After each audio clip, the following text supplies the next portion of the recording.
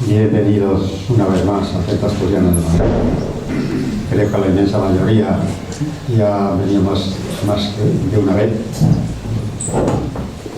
Los demás, por supuesto, saben a lo que han venido, porque Héroes de Cavite informan muy bien de lo que va a hacer y por dónde lo va a hacer.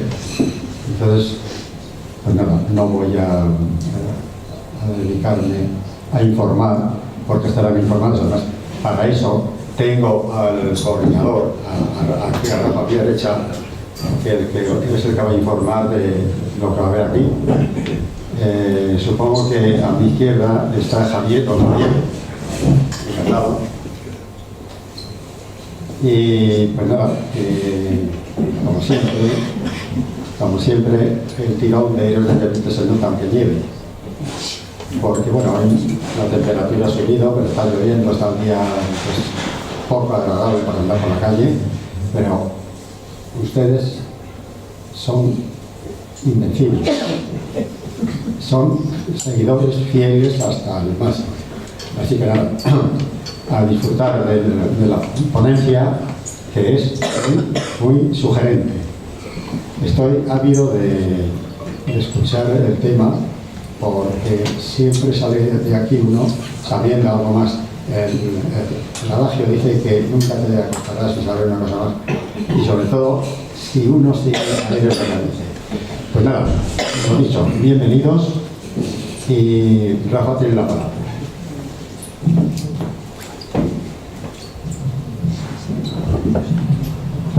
Muchas gracias, Andrés. Me ha encantado ese dicho que acabas de crear, que uno nunca se acuesta sin saber una cosa más, sobre todo si es seguidor de Héroes de Cavite. Buenas tardes. Siempre es un gusto ver una sala llena para hablar de historia, para hablar de hispanidad, como nos gusta hacer en Héroes de Cavite. Así que, bienvenidos a este acto. Antes de nada, quería comentarles que a la puerta habrán visto unos libros expuestos. Es Tercios Viejos, nuestra librería amiga, que les ofrece a todos los socios de Héroes de Cavite un descuento del 5%. Así que, si desean ustedes adquirir libros de calidad de historia, ahí tienen a Tercios Viejos a su disposición. Como les digo, la charla de hoy nos la va a dar Javier Calavia y lleva por título Los sacrificios humanos en la América precolombina, el caso Mexica. Javier Calavia, que tengo aquí a mi izquierda, voy a leer porque no quiero dejarme nada de todo el currículum de Javier Calavia. Es ingeniero informático por la Universidad Politécnica de Madrid, con una larga carrera internacional en puestos de responsabilidad dedicada a la tecnología de la información. En cuanto su actividad laboral se lo permitió, inició el grado en Historia en la Universidad Autónoma de Madrid, estudios que terminó en 2021. Javier cuenta también con un posgrado en la Universidad Complutense sobre Historia y Antropología de América.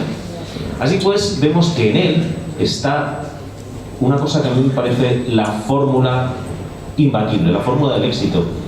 Al rigor de su formación como historiador, aúna esa capacidad de estructura y de síntesis propia de un ingeniero. Lo van a ver ustedes esta tarde. Asimismo, es viajero incansable y conocedor de varios países iberoamericanos. También es una persona solidaria, pues participa activamente en diferentes proyectos de voluntariado y cooperación internacional en Guatemala y Perú. Desde 2017 es voluntario cultural del Museo de América en Madrid, donde lleva a cabo visitas guiadas tanto de la colección permanente como de muchas exposiciones temporales, algo que ya hemos comprobado y vamos a seguir comprobando en Héroes de Cavite, porque tenemos en él un guía de excepción del Museo de América. Es una actividad altruista que complementa con conferencias y con clases que imparte como invitado en universidades madrileñas, véase la Universidad Autónoma o la Complutense. Bien, eso en cuanto a Javier Calavia, pero en cuanto al tema de hoy, tengo que decirles que si les digo que la conferencia de hoy va a ser muy interesante, supongo que esto no va a sorprender a nadie, ¿verdad? Es obvio, todas las conferencias de Cavite son muy interesantes. Pero es que además esta conferencia es sorprendente, y si hacen un auténtico ejercicio puede llegar a ser fascinante, porque hoy Javier Calavia nos propone un viaje no solo a Centroamérica, no solo a la historia, sino también un viaje a nosotros mismos. Nos va a proponer que seamos capaces de viajar a nuestro interior y remover nuestras convicciones morales más profundas e innatas. Estamos acostumbrados a que tantas veces en determinados sectores se juzga los hechos y los actos de los españoles del siglo XVI con los valores morales de hoy y los condenan. Nosotros siempre decimos lo mismo: no se puede ver los actos del siglo XVI con los ojos del siglo XXI. Es un ejercicio de reduccionismo y de presentismo. No podemos hacerlo. Pues hoy, en Héroes de Cavite, les queremos proponer un reto. Queremos que sean ustedes quienes practiquen ese ejercicio, quienes inviertan la oración, quienes hagan esa pirueta moral y sean capaces de colocarse en el lugar, en la cosmovisión de un mexica del siglo XVI, de ver los ojos a través de los ojos, de ver los actos y los rituales que ellos hacían a través de los ojos de un mexica del siglo XVI. Ver que aquellos hombres no hacían más que seguir los dictados y los valores de la moral propia de su momento histórico y de su lugar geográfico. Por muy aberrante, incluso repugnante, que estos ritos nos parezcan a día de hoy. Sé que es difícil ponerse en el lugar de estos mexicas, pero ahí está el reto, y ese es el reto que esta tarde les planteamos en Héroes de Cavite. Muchas gracias por su asistencia y, Javier, tienes la palabra.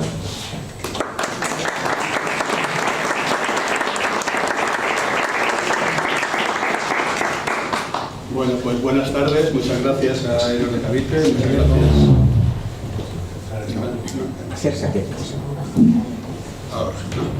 Muchas gracias a Héroes de Cavite, muchas gracias a las personas que han organizado este evento, a Miguel, a Monse, a Óscar y a todos los que han hecho que estemos. Debe estar más cerca.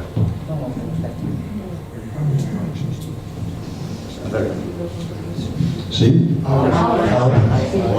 Tener que estar ahí con el micrófono. Bueno, pues vamos a empezar. Y como decía Rafa, mi objetivo es hacer este viaje interior, intentar ponernos en el siglo XVI. Es difícil porque estamos acostumbrados a ver el mundo con nuestra mirada actual, pero para comprender estos fenómenos históricos y estos fenómenos de unas sociedades muy distintas, pues es necesario hacer ese intento, ¿no? Y lo que les vengo a traer es los mimbres, digamos, para que puedan intentar hacer ese ejercicio y comprender al menos, no aceptar, no vamos a justificar los sacrificios humanos, ¿no? Pero sí por lo menos comprender las causas y los significados que tenían esta sociedad, que no era única. Ya veremos, también haremos un recorrido a través de prácticas similares en todo el mundo, por lo tanto los mexicas no fueron ni mucho menos los únicos que lo hicieron, y vamos a comprender eso, ¿no? En este póster, en este cartel, precisamente como vamos a hacer un ejercicio de no solo ya de Mesoamérica, de las culturas mesoamericanas, sino también un poco un repaso para comprender estas prácticas. Bueno, aunque nos centremos en el caso mexica, quizá si hay gente especializada o que ha leído, verá que este póster, las características iconográficas son más bien mayas que mexicas, ¿no?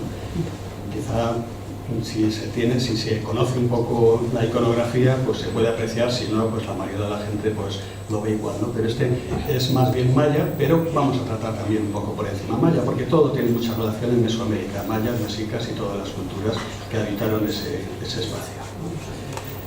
Bien, estamos dentro de los ritos sacrificiales mexicas, y esto es un adelanto, ¿no? Estamos ahora en los llamados días de reflexión, en los Nemontemi, que son los días que se llenan en vano. Hoy, 10 de febrero, durante 5 días acaba el 12 de febrero, los mexicas estaban descansando. No hacían ningún sacrificio, no hacían ningún trabajo, terminaba el año y empezaba un nuevo año. Con lo cual, justo esta conferencia nos pilla en esos días que se llaman días aciagos o días baldíos, con lo cual pues incluso en esos picos famosos de México, como el Pico Orizaba, que es la montaña más alta de Centroamérica, de Mesoamérica. Perdón, Javier, un momento. ¿Sí? ¿Podrías acercar el micro más? Pues, es que lo tengo... Muchas gracias. Va a ser como un chupachú. Bueno, yo pensaba levantarme, pero no me voy a poder levantar, ¿no?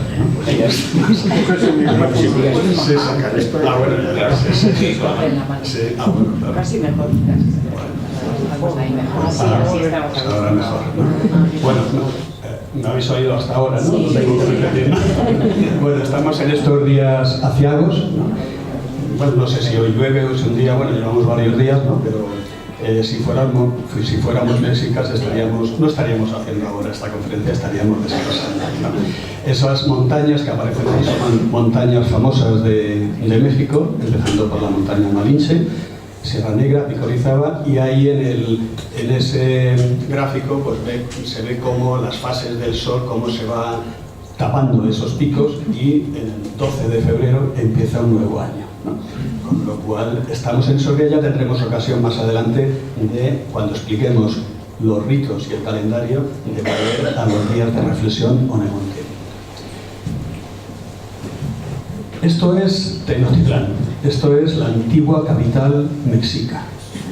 Esto es 1519, cuando Hernán Cortés arribó a las costas de Veracruz y emprendió el camino hacia el Imperio Mexica, a la capital del Imperio Mexica.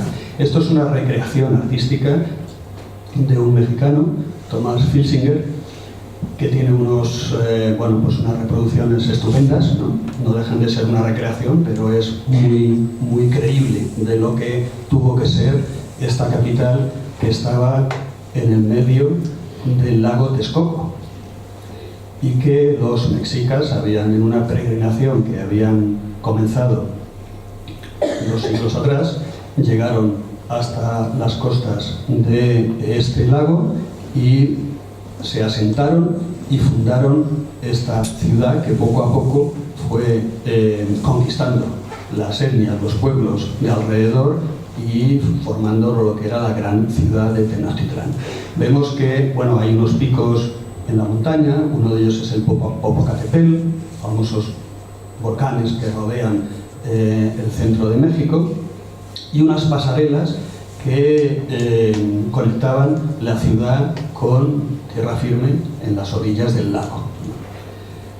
Un discípulo de Filsinger, que es Thomas Cole, un neerlandés, también ha utilizado, él es ingeniero y ha hecho unas recreaciones basándose en lo que aprendió de Thomas Filsinger, y traigo a colación varias de estas recreaciones, siempre para situar en el contexto de lo que era la ciudad, ¿no? Ahí vemos otra vez las pasarelas que lo unen a la tierra firme. Vemos a la derecha de la imagen vemos una línea que se prolonga mucho, que es un albarrandón, que es un dique que separaba las aguas salobres de las aguas dulces que rodeaban la ciudad, y vemos en el medio primero hay un centro ceremonial que está en blanco, que es lo que es el templo mayor de la capital, de la ciudad de Tenochtitlán, y al fondo vemos también, en blanco, se ve menos,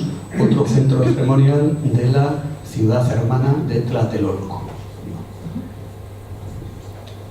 Este es el dique de 16 kilómetros, hecho de piedra y madera, que separaba las aguas y que era una obra de ingeniería tremenda, ¿no?, para mantener en activo, porque además los mexicas cultivaban una especie de huertos flotantes, que más adelante los explicaré con más detalle, pues muchas sacaban muchos productos agrícolas de esos huertos flotantes, con lo cual era necesario que tuvieran separado pues, las aguas salobres de las aguas dulces, ¿no? Este Albarradón es muy conocido allí, ¿no? De un tratado de un gobernante de Texcoco que se llamaba Nezahualcóyotl, ¿no? Tendremos también ocasión de hablar un poco más de él, ¿no? Siguiendo con esta panorámica de lo que era la ciudad, aquí vemos el centro ceremonial de Tlatelolco con su famoso mercado a mano izquierda y al fondo el centro ceremonial, Templo Mayor de Tenochtitlán con sus adoratorios, sus templos y sus palacios imperiales. Aquí vemos también qué estructura, qué urbanismo tenía la ciudad. Parece como, bueno, y además no deja de ser una recreación, pero es muy incierto, según las fuentes, ¿no? Tenía unos 20 o 25 barrios, entre comillas, Nova Calpulli, no se traduce como barrio, pero no, era un conjunto de gente que tenían unos ancestros comunes y adoraban a un mismo Dios y se juntaban dentro de un espacio geográfico de la ciudad, ¿no? Y vemos que está Canales, el mercado, los templos y esta, bueno, parece como el ensanche, ¿no? En el sentido de ese urbanismo perfecto o por lo menos muy avanzado en esa época. Estamos en 1519, estamos cuando llegó Hernán Cortés. Esta es otra imagen del templo, del centro ceremonial de Tenochtitlán. Ahora mismo en ese centro está la plaza, en lo que es el espacio geográfico de este centro ceremonial, está pues, la catedral y el zócalo de la Ciudad de México, que si lo conocen pues ahí está situado, ¿no? El templo mayor, la zona arqueológica está pegada a la catedral. Y ahí vemos de nuevo los canales, las pasarelas, los centros, el urbanismo. Era una ciudad muy avanzada para la época.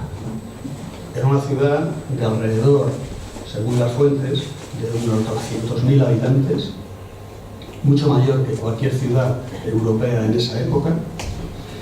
Vivían, no se puede comparar las eras, ¿no? o las etapas históricas en el desarrollo europeo y en el desarrollo americano. Podríamos decir que vivían en la Edad de Piedra, pero si decimos que vivían en la Edad de Piedra, estaríamos utilizando un concepto eurocentrista, o por lo menos del desarrollo de la cultura occidental. Porque además, Edad de Piedra, cuando pensamos en la Edad de Piedra, pensamos siempre no solo en la no utilización de metales, ¿no? Sino también en un menor desarrollo cultural y sociológico. Y esto no lo tenía Tenochtitlán, no lo tenía el Imperio Mexica, ni mucho menos. Es cierto que vivían en la Edad de Piedra tecnológica, aunque utilizaban metales, utilizaban oro, plata, cobre, pero no utilizaban, desconocían el hierro, mucho menos el acero, y no utilizaban los metales para la construcción ni para la elaboración de armas ni para cualquier otro uso que estamos acostumbrados, tipo cualquier especie de maquinaria, ¿no? Con lo cual, en ese sentido, vivían en la Edad de Piedra tecnológica, pero muy avanzados en lo que es, como he dicho, ingeniería, arquitectura, urbanismo, drenaje de la ciudad, desarrollos agrícolas. Bueno, pues ese es el espacio, el momento en que se encontró Hernán Cortés y sus huestes cuando llegaron a Tenochtitlán. Este es el primer mapa de 1524, que es el mapa de Nuremberg. Este está basado en un mapa que acompañó la segunda carta de relación de Hernán Cortés, que dirigió al emperador Carlos V, y se elaboró un grabador en Nuremberg, en Alemania, y por eso lleva ese nombre, y es el primer documento que existe europeo sobre la ciudad de Tenochtitlán, que vemos la cuenca a la izquierda y el centro, lo que es el lago Texcoco, con la propia ciudad, que ya hemos visto las imágenes anteriores, ahora lo vemos en este grabado, ¿no? Con las pasarelas que la unían a tierra firme.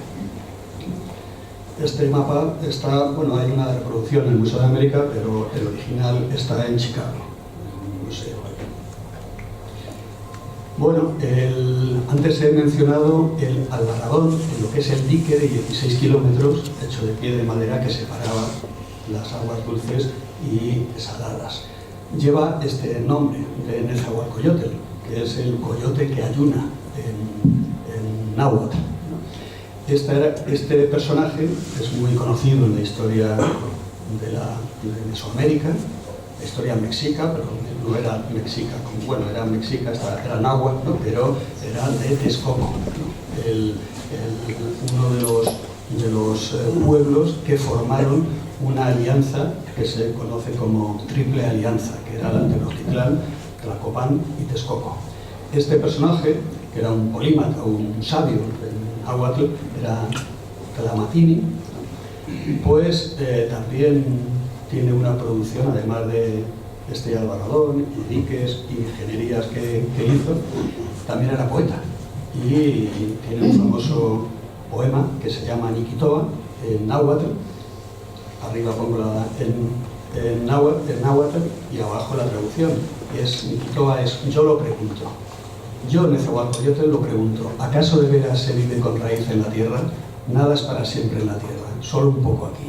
Eso es la primera, digamos, el primer verso del poema. Al final lo terminaremos.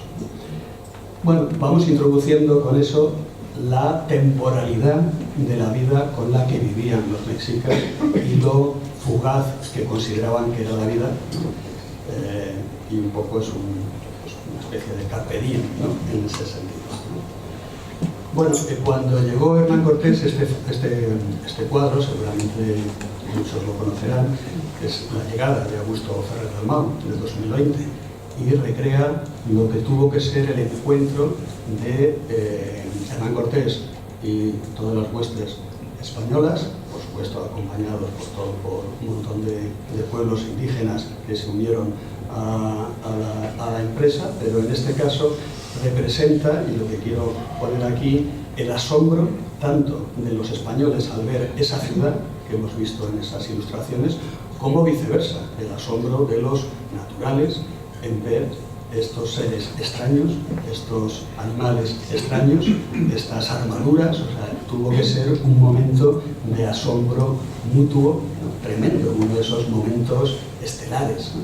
Y ahí tenemos Bernal Díaz del Castillo, en su Historia verdadera de la conquista de Nueva España, que lo refleja abajo, y es subrayado: nos quedamos admirados, parecía las cosas de encantamiento que cuentan en el libro de Amadís, grandes torres y cubes son templos, ¿no? Y edificios, dentro del agua y todos de calicanto, aquello si veíamos era soñado.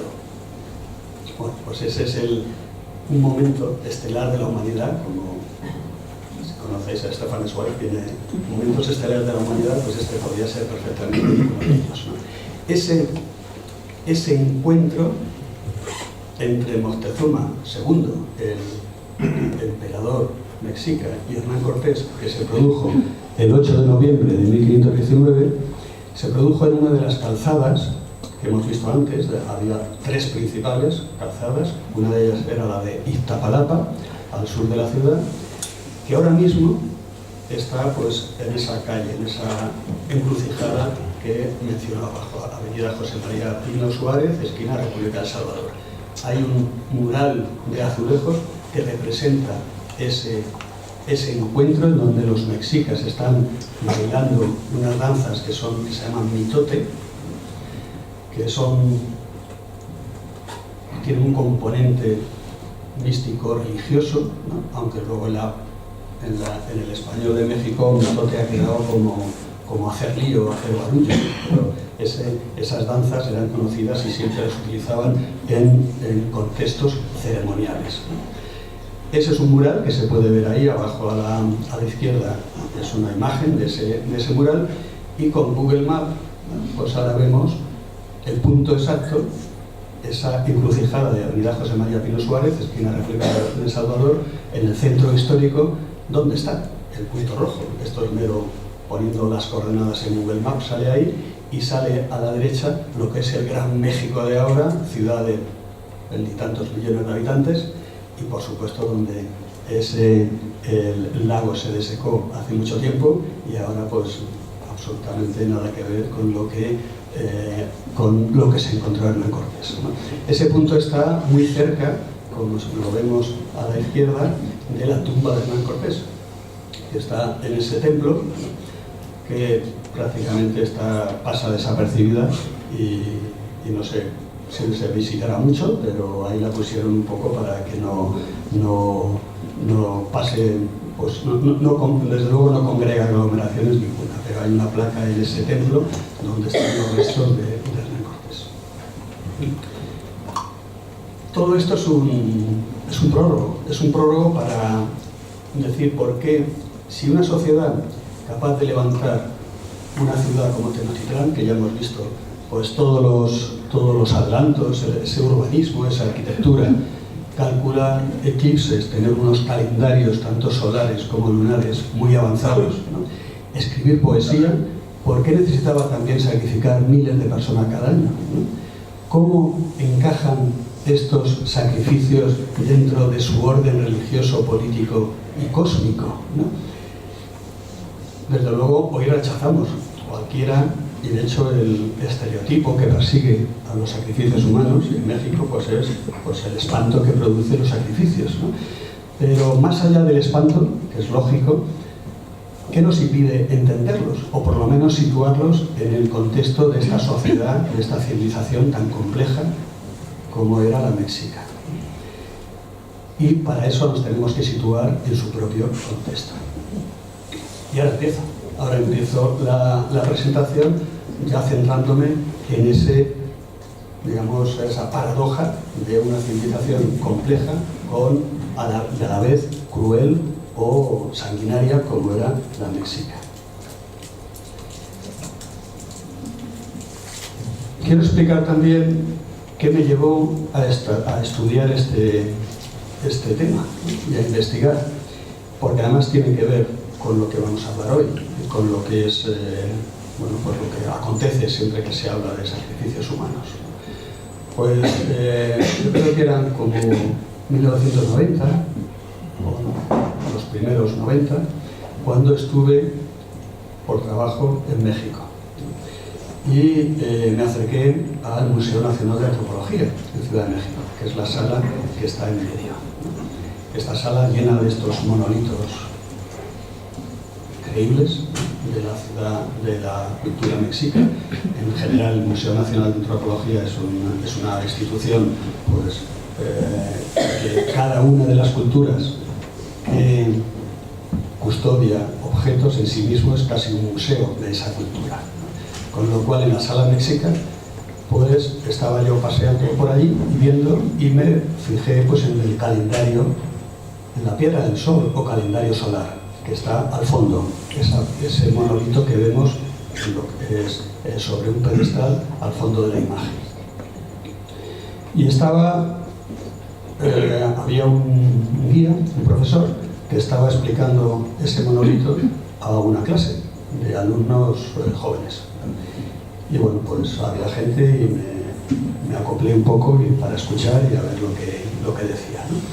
Y me llamó mucho la atención porque decía que al explicar la Piedra del Sol, que tiene que ver con temas de sacrificios humanos, luego lo explicaré también yo, pues se permitió, o por lo menos estaba convencido, de suponer que así lo era, el decir que todos los sacrificios humanos eran una invención de los españoles, que nunca existieron como tal, y que los españoles, para justificar la conquista, pues se inventaron el cuento de los sacrificios humanos y por supuesto la antropofagia, que es también que va acompañado, ¿no?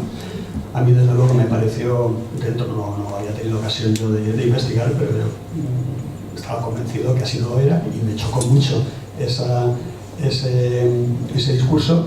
Por supuesto no intervine porque me hubieran, como se dice, dado la de cuerpo, ¿no? Sí intervengo, pero sí que desde luego, y si hubiera intervenido seguramente tampoco tendría argumentos o lecturas, como luego he tenido, y trabajos para poderlo explicar con más detalle o argumentar, ¿no? Pero sí me quedó entonces el gusanillo de decir, bueno, pues ¿por qué aquí, incluso en México, en el corazón, en Tenochtitlán, en la Ciudad de México, pues dicen esto, ¿no? Cuando yo estaba convencido de que no lo era, ¿no? ¿Por qué estaba convencido de que no lo era? Porque yo ya tenía ciertas lecturas. Hay una novela, aunque es una novela, está basada en hechos reales, que es la de Azteca, seguramente alguno de ustedes la conocerán. Es una novela de Gary Jennings del 1980, en donde recreaba pues unas cartas que se dirigían a un obispo, Fray Juan de Zumárraga, y describía la sociedad mexica y describía con bastante detalle los sacrificios humanos, ¿no? Entonces, bueno, pues me quedé en esa visita, me quedé un tema pendiente, como diciendo, pues ya encontraré tiempo y momento para leer más y para comprender hasta qué punto esto que se dice aquí, pues en qué se basa. Con el tiempo también, y como ha dicho antes Rafa, desde hace varios años, yo soy voluntario cultural del Museo de América, paso visitas y tengo ocasión de ver varios objetos, varias cerámicas, varias figuras que tienen que ver con sacrificios humanos en Mesoamérica. Uno de ellos es ese dios que he puesto a la derecha, esa imagen, que es Xipetotec, ¿no? Que es nuestro señor desollado, ¿no? Bueno, pues todo esto lo pongo aquí porque va enfocado hacia los pasos que he ido dando para ir comprendiendo más la cosmovisión mexica y los propios sacrificios, ¿no? Y mi propia actividad que hago en estos momentos, ¿no? Esta es la Piedra del Sol, esta es la Piedra del Sol que está en la Sala Mexica y que, bueno, me sembró el gusanillo de seguir investigando o de aclarar todo lo que son, o de conocer esta práctica de ritos sacrificiales, ¿no? Esta piedra ahora mismo, bueno, está en el Museo Nacional de Antropología.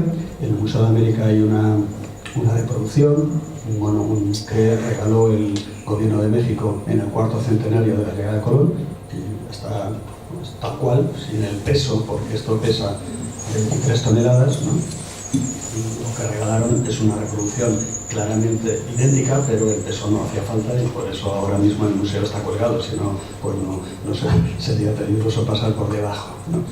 Es un monolito que tiene 360 metros de diámetro, como digo, pesa 23 toneladas y tiene una profundidad de 1,2 metros.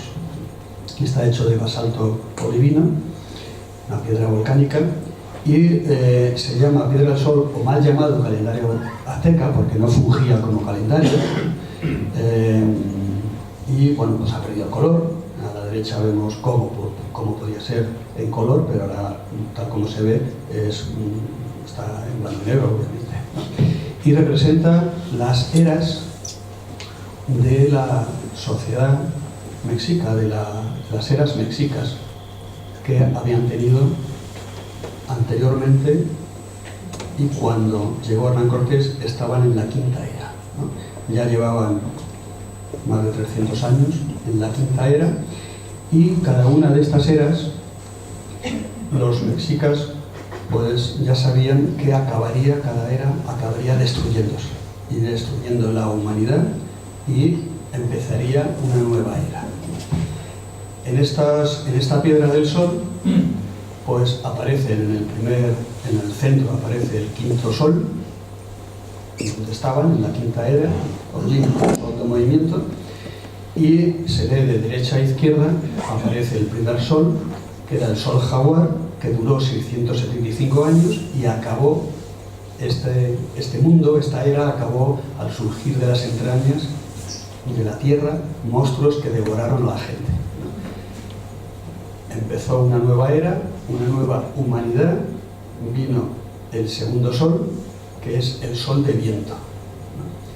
Duró 364 años y vientos huracanados sacudieron la tierra, mató a mucha gente, y los que no perecieron por esos vientos se convirtieron en monos. Esos son, bueno, forma parte del mito de los 5 soles, ¿no?, de Mexica. Cada una de estas eras tenía un dios patrón, unas deidades a las que adoraba la humanidad, ¿no?, la humanidad mexica, lo que es el náhuatl, lo que era la zona donde vivían los mexicas. El tercer sol es el sol de lluvia, de fuego, duró 312 años y la gente pereció o se volvieron guajolotes. Guajolotes es el pavo mexicano, es una especie de pavo, ¿no?, tras una lluvia de fuego y vuelta a empezar, ¿no? La humanidad se destruyó y vuelta a empezar con el cuarto sol, que es el sol de agua. Duró 676 años, la gente murió aprisionada por las aguas y se transformaron en peces. Todo eso eran creencias que los mexicas estaban convencidos, o sea, y sabían que en el quinto sol, que era el que estaban, acabaría también. Y por lo tanto, pues lo que querían ver era señales de cuándo acabaría esa era en la que vivían, ¿no?, en el quinto sol. El quinto sol se representa en la piedra del sol en medio, que es Tonatiuh, el dios sol, ¿no?, que tiene una lengua así como un cuchillo de obsidiana, que era el cuchillo de obsidiana o pedernal con el que sacrificaban en lo que son los ritos sacrificiales cuando extraían el corazón. Luego el resto de la piedra tiene varios círculos que van rodeando esa parte central y representando pues las veintenas, ¿no?, el calendario que tenía solar que tenía la cultura mexica con la iconografía que representaba cada uno de esas veintenas. Esta piedra del sol es muy conocida, ¿no? De hecho, incluso, como veis, he puesto aquí varias visitas ilustres, o por lo menos conocidas, que a lo largo, desde que se descubrió esta piedra, porque este monolito, cuando llegaron los españoles, que hicieron todo lo que sonaba, para ellos les parecía que era idolatría, y esta piedra también lo era, ¿no?, pues lo destruían. Si eran códices, pues muchos los destruían, otros los utilizaban para aprender las lenguas también, pero desde luego lo que era todo lo que tenía un cariz de idolatría, pues siempre lo destruían. Esta piedra, como pesa 23 toneladas, no la destruyeron, sino que la enterraron. La enterraron cerca de donde está ahora, como el centro ceremonial de Tenochtitlán, donde está ahora el Zócalo, donde está la catedral, ¿no? Y ojos que no ven, corazón que no siente, ahí se quedó enterrada la piedra. Y en 1790, cuando todavía estaba España, pero ya le quedaba poco para la independencia de México, pues se descubrió este monolito, ¿no? Se descubrió haciendo unas labores de temas de sanidad o de tuberías dentro de la plaza. Se descubrió este monolito. Ya entonces se vio que era muy valioso para la cultura mexica, pero no tanto en las primeras décadas como para llevarlo a una institución, y lo pusieron en un costado de la Catedral de México, que hay algunas imágenes donde se ve cerca de la Capilla del Sagrario. Y tanto en las invasiones que sufrió México de Estados Unidos como de Maximiliano, del emperador Maximiliano en Austria, pues los propios soldados, tanto de Estados Unidos como franceses, dicen que se entretenían pues disparando a este monolito, porque no deja de tener una forma como de diana, y que incluso tiene algunas marcas de esos disparos, ¿no?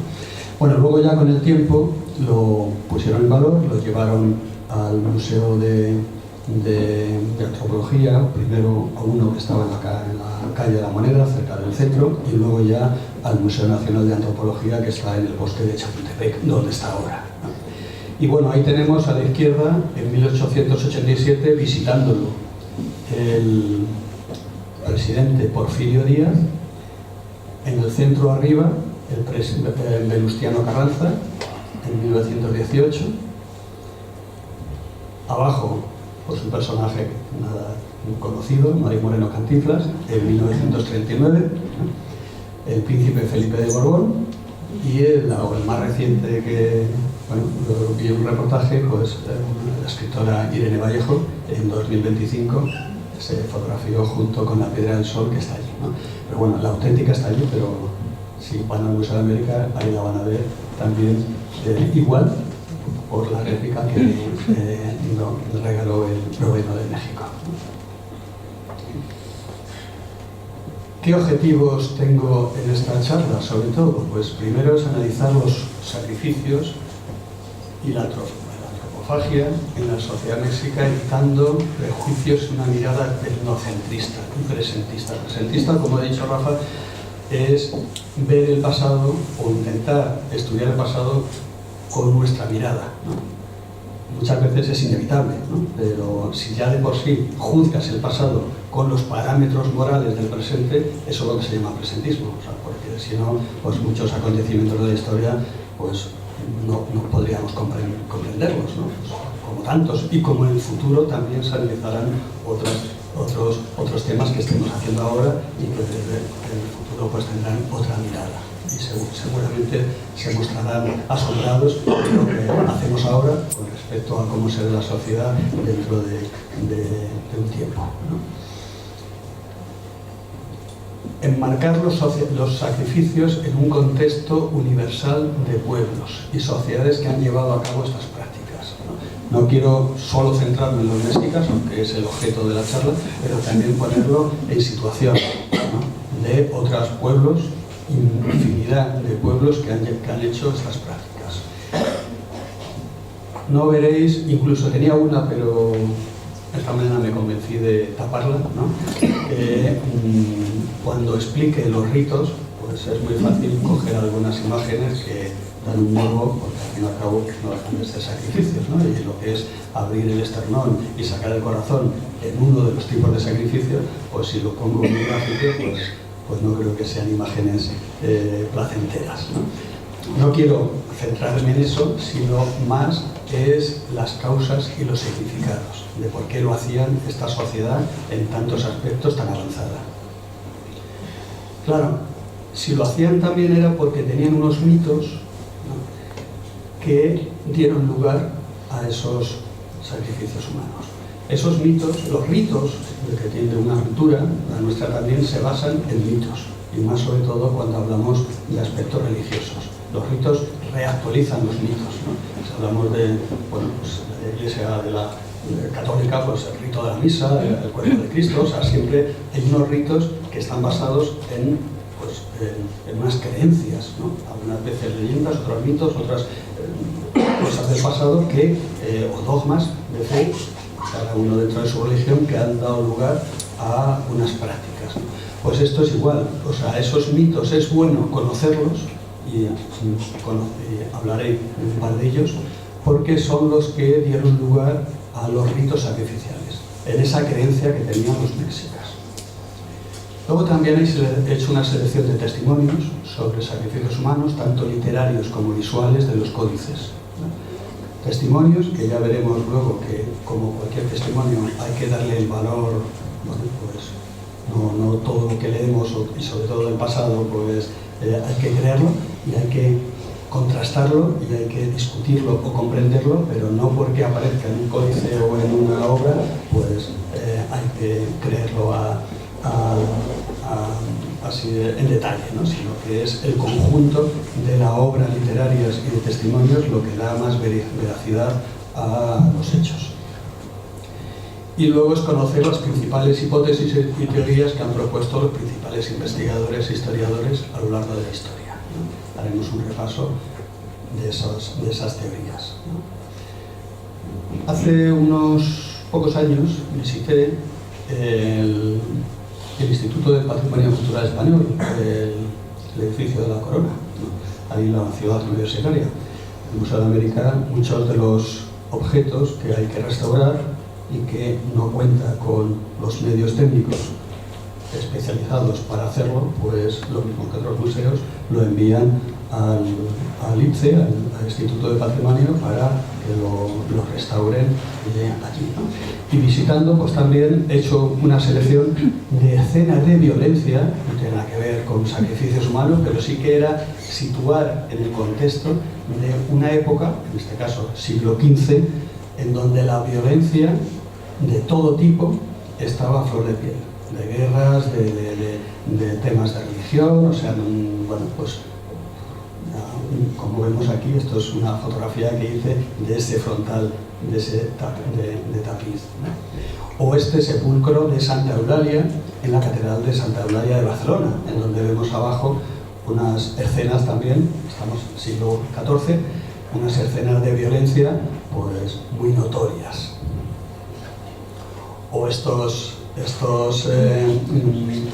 ilustraciones del martirio de San Bartolomé, siglo XIV, o ahí está en iluminación del libro de Horus, ¿no? También, o sea, me refiero, sobre todo hago hincapié en la cotidianidad que representaba la violencia en esos siglos en todo el mundo. Estos son fotografías que tuve la ocasión de hacer en un viaje que hice a Sri Lanka de cooperación. Igual son fotografías de antiguos templos de esa época en Sri Lanka, en donde de nuevo vemos escenas de violencia que son, no hace falta comentarlas. Con lo cual, claro, si hablamos de sacrificio, como de cualquier concepto antropológico, lo primero que tenemos que hacer es definir qué es un sacrificio y qué es en este caso un sacrificio humano, en el caso que nos ocupa, ¿no?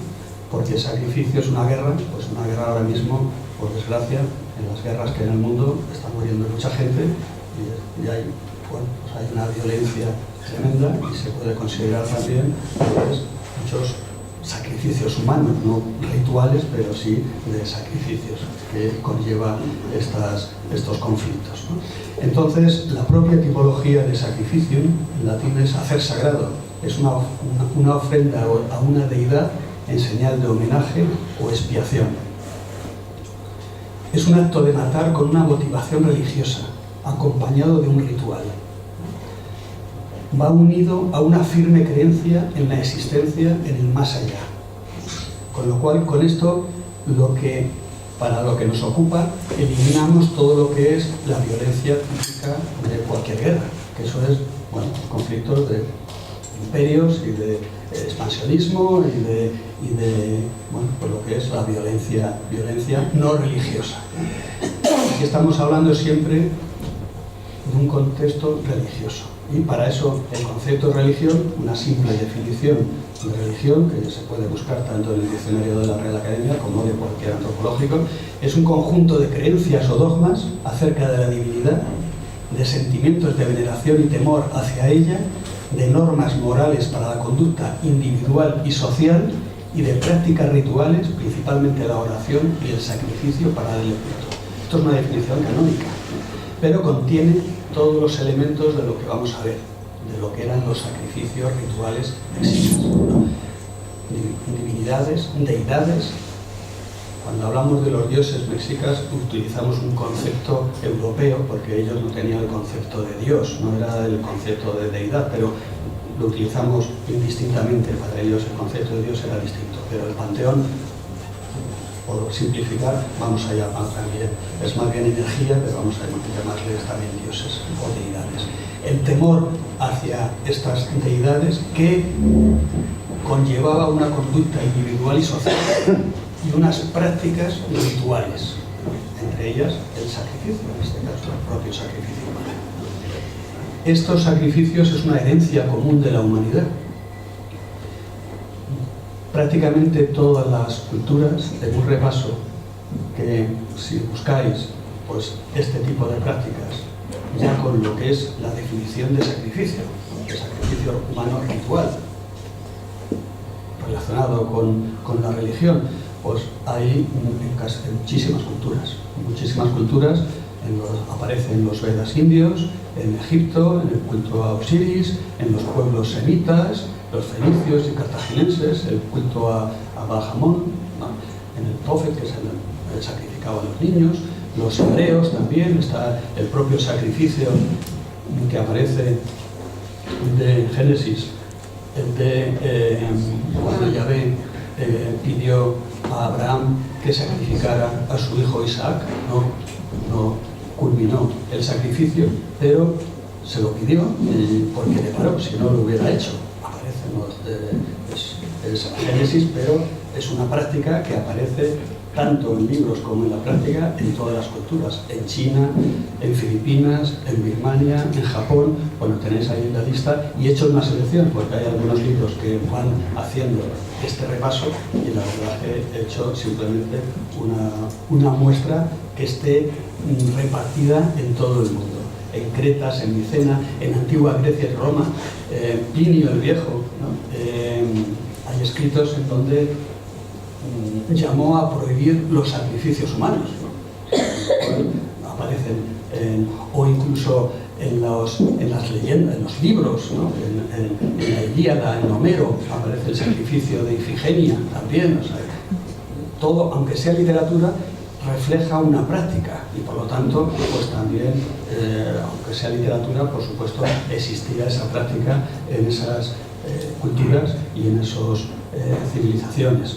Los vikingos, el culto a Dios Odín, el Valhalla, en lo que es el paraíso de los vikingos, ¿no? En Norteamérica, varias culturas, de hecho hay una selección que hacían sacrificios humanos. En el Circuncaribe, la Quimbaya, que está ahora mismo en lo que es Colombia, en el eje cafetal, la cultura Quimbaya, también practicaban sacrificios humanos, la cultura Pozo o Pícara. En la Amazonía, los Shuar, que son los jíbaros, la cultura se llama a sí mismo Shuar, desde Europa lo llamamos jíbaros, pero ellos son Shuar. O en los propios Andes, en las culturas andinas, como Moche, Chimú e Incas, sobre todo estas tres y sobre todo las dos primeras, los incas lo practicaron menos, pues también practicaban sacrificios humanos. No antropofagia, luego ya hablaremos también de antropofagia, pero ahora me centro más sobre todo en sacrificios humanos. Dentro de esa herencia común del hombre, si ya nos centramos en el área geográfica objeto de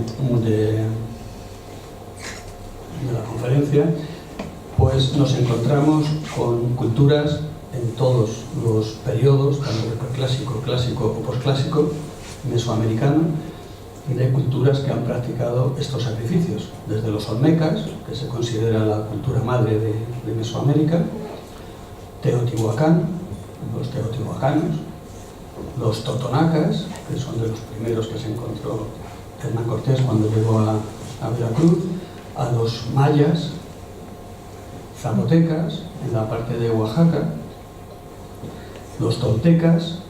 Ahí con los toltecas fue cuando aparecieron los sacrificios humanos masivos, y ya para culmen, ¿no? Los mexicas, que fueron los que llevaron los sacrificios humanos, vamos a decir, al paroxismo, a lo que es la exaltación de los sacrificios como eje principal de su cosmovisión, ¿no? Esto bajo el gobierno de Moctezuma I, no el que se encontró, con el que se encontró Hernán Cortés, es Moctezuma II, ¿no? Aquí hablamos de uno anterior, dos gobernantes anteriores, que era Moctezuma I, que en 1440, sí, en la década de 1440, tenía un consejero que se llamaba Tlacaelel, que formalizó las reglas sacrificiales. Gracias, digamos, debido a que formalizó las reglas sacrificiales, fue cuando el aumento de los sacrificios fue progresivo, ¿no? Con esa formalización y esa estructura que creó este consejero de Moctezuma I, ¿no? Abajo ahí también reflejo unos a la derecha el juego de pelota. El juego de pelota seguramente os sonará.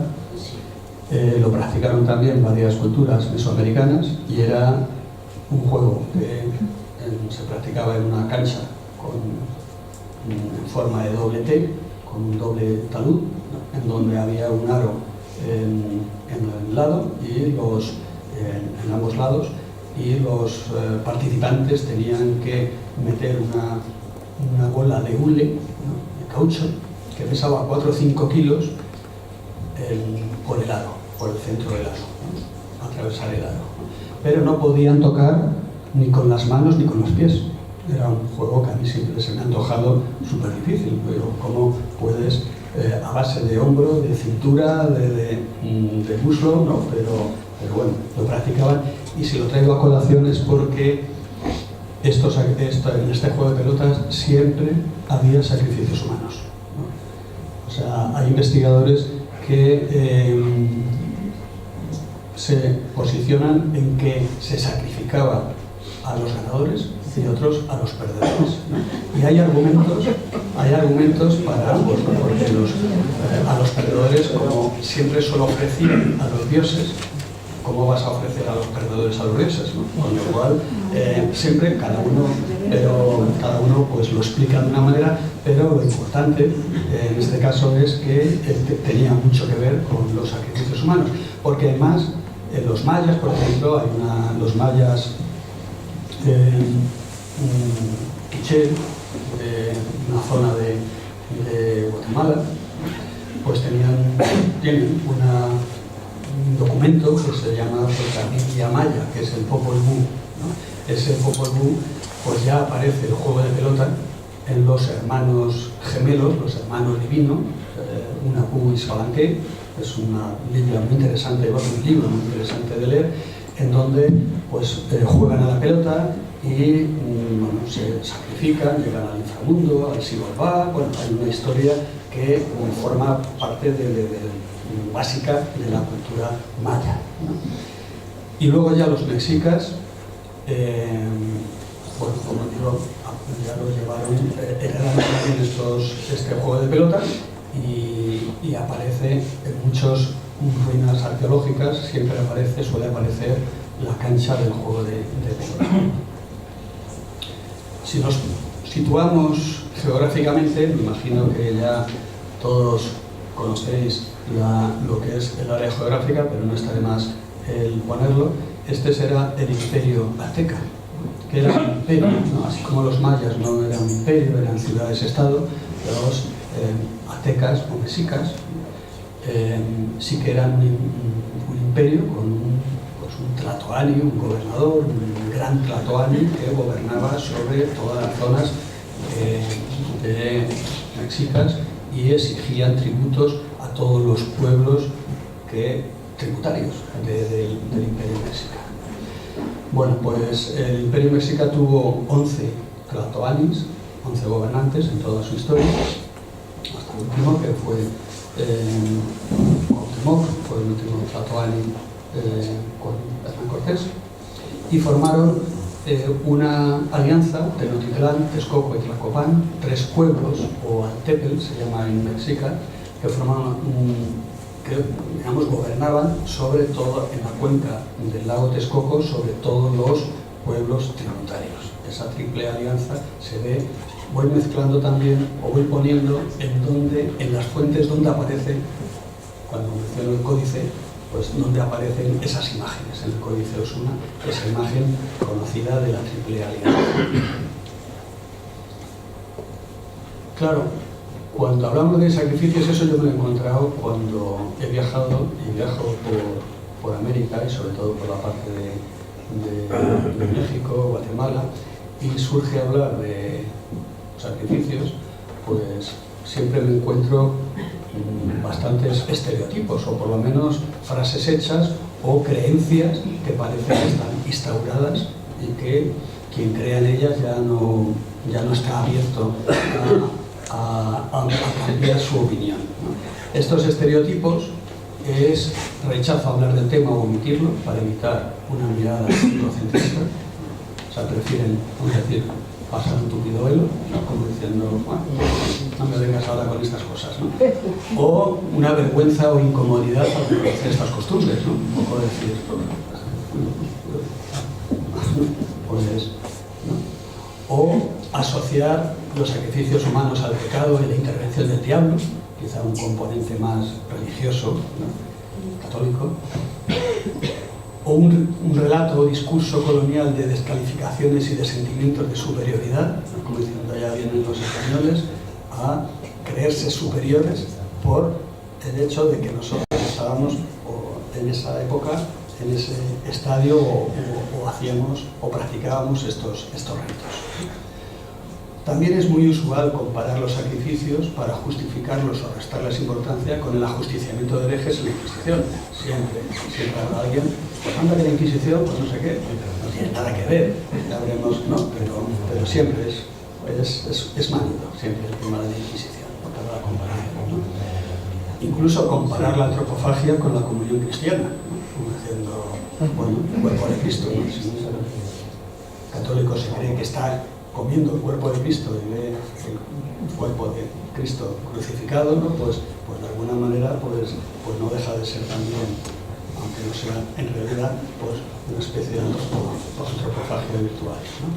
O simplemente la negación de su existencia. No existieron, como el día que lo encontré en el museo, no existió, no han existido. Estos son milongas, son historias de los españoles para justificar la conquista, ¿no?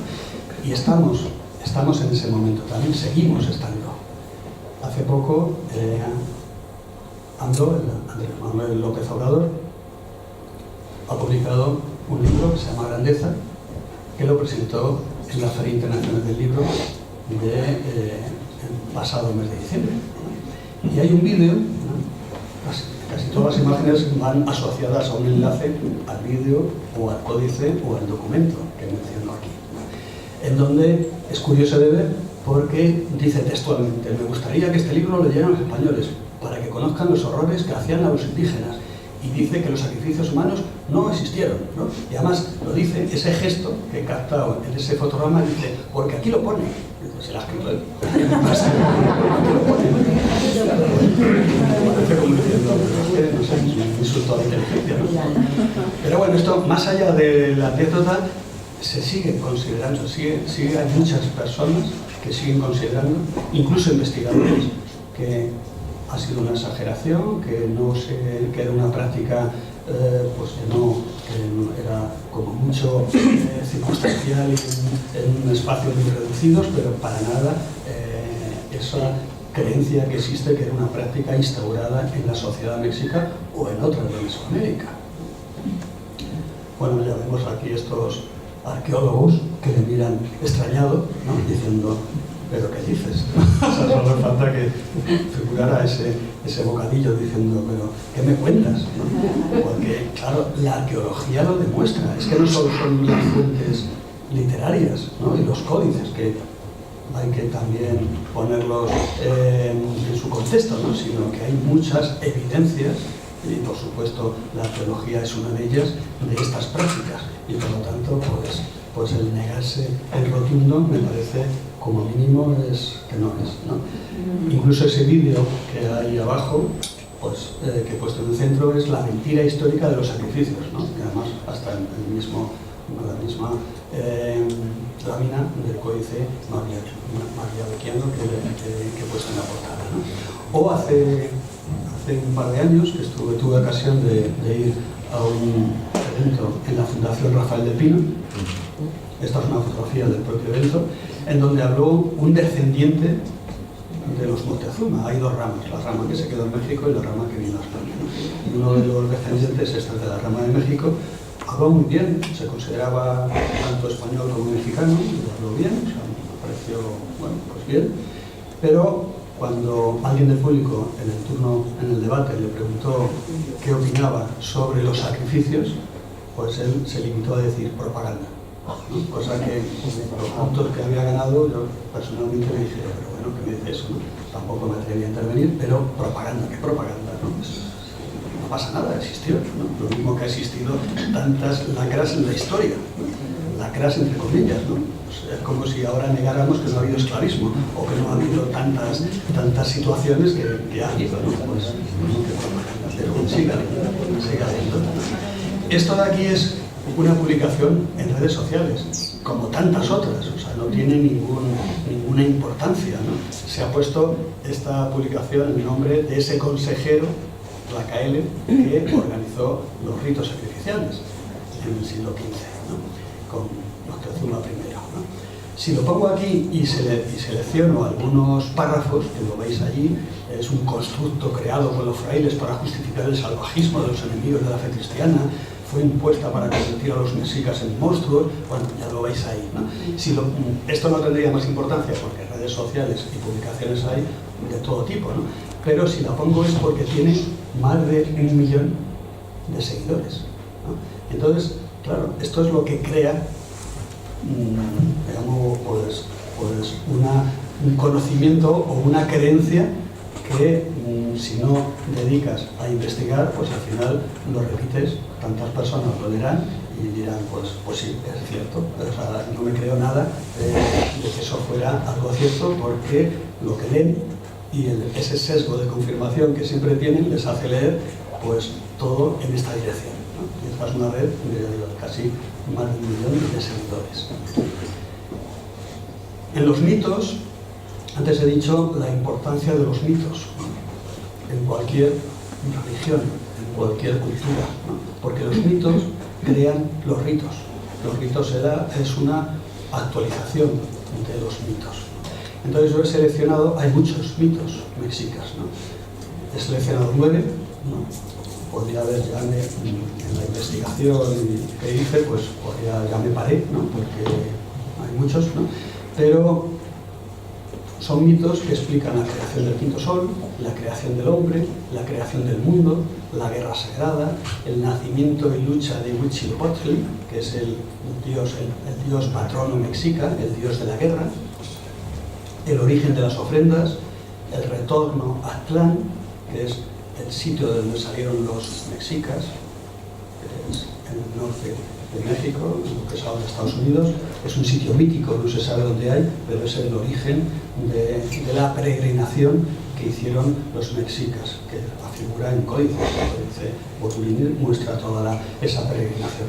Por cierto, como lo menciono ahora, de ahí viene lo de aztecas, porque aztecas viene de Aztlán, al final pues se utiliza de forma indistinta, aztecas y mexicas, pero en puridad aztecas fueron todas las tribus que salieron, todos los pueblos que salieron de ese sitio mítico que era Aztlán, y uno de ellos eran los mexicas, ¿no? Con lo cual los mexicas eran aztecas, ¿no? Pero no otros pueblos, ¿no? Como los tlaxcaltecas o otros, pues no eran mexicas, eran también aztecas, ¿no?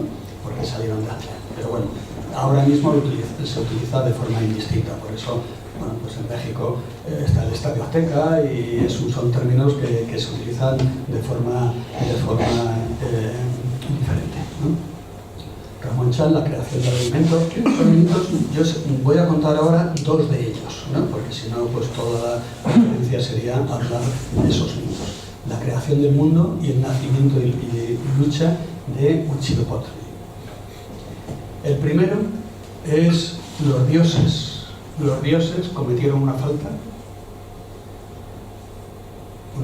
que fue un pecado, consideraron los dioses, digamos, primigenios, ¿no? Consideraron que era una falta y se reunieron en Teotihuacán, en estas ruinas que hay a 40 kilómetros de Ciudad de México, que es un conjunto arqueológico, vamos, que lo recomiendo si vais a México, conocerlo, porque está estupendo, ¿no? Y están las famosas pirámides del Sol, la pirámide del Sol y de la Luna, ¿no? Pues los dioses se reunieron en lo alto de estas pirámides para ver cómo podían salvar el mundo ante esa falta que habían cometido, ¿no? Y porque se avecinaba pues que el mundo estaba en tinieblas y que se iba a perder y algo tenían que hacer los dioses para salvarlo, ¿no? Entonces esos dioses determinaron que había que tirarse a un fuego que había, ¿no? A unas llamas, y tenían que sacrificarse. y pidieron, pues vamos a decir, voluntarios dentro del conjunto de dioses para sacrificarse, ¿no? Había dos personajes, dos deidades, uno tiene un nombre en náhuatl complicado, pero es Nanotzin y el otro pues casi inpronunciable, que uno era más atrevido y otro más tímido. El tímido al final acabó lanzándose y se convirtió en el sol, y el que parecía en principio más atrevido, cuando ya vio que se lanzó el primero, pues acabó también lanzándose y se convirtió en la luna. Y se colocaron en el firmamento, el sol y la luna. Ya había un nuevo sol y una nueva luna. Pero claro, estaban estáticos. Y los demás dioses diciendo, no, tienen que moverse porque para que exista el día y la noche y la humanidad tiene que haber, pues tiene que salir el sol, ponerse el sol, la luna, etc., ¿no? Con lo cual, pues mandaron para unos otros dioses para que se movieran estos astros, pero para que se movieran la condición era que se tenían que sacrificar el resto de dioses, y el resto de dioses se lanzó a la hoguera y todos se sacrificaron, ¿no? Con lo cual eso es, Teotihuacán significa, ¿no?, el lugar donde los hombres se convierten en dioses. Teotihuacán, cuando llegaron los mexicas, ya estaba en ruinas. Teotihuacán quedó en ruinas en el siglo VI, una cosa así, y los mexicas pues llegaron en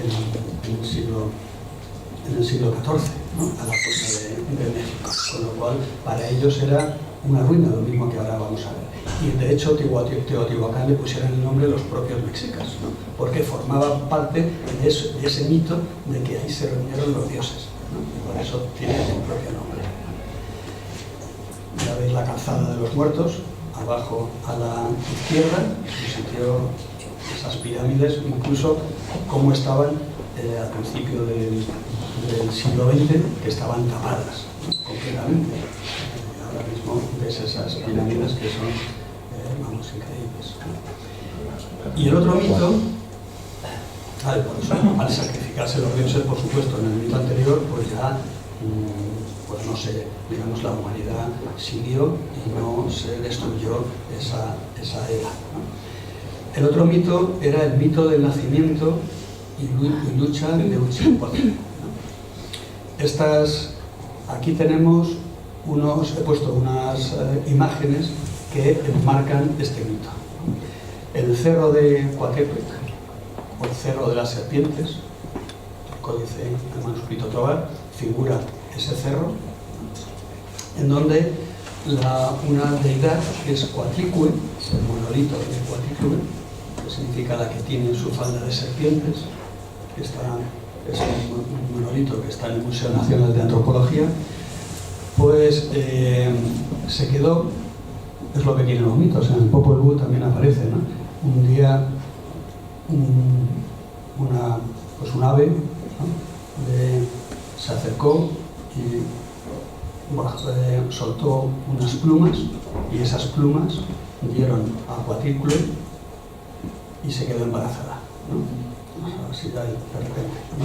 En los mitos mayas también pasa lo mismo en el Popol Vuh, ¿no? Y se quedó embarazada de Huitzilopochtli, ¿no? Pero claro, ya tenía otros hijos, Coatlicue. Tenía la Coyolxauhqui, que es lo que está en color en medio, ese monolito, y tenía también los 400, o los muchos, se dice 400, pero muchos, surianos, las estrellas surianas, que eran los Zenthon-Witnahuas. Y no le gustó nada que su madre se quedara embarazada de nuevo, ¿no?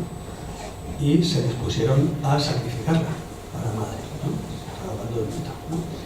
Pero en ese momento, como estaba embarazada de Huitzilopochtli, nació, y ya nació con las armas prestas a luchar, con el arma ese que lleva, la macahuitl,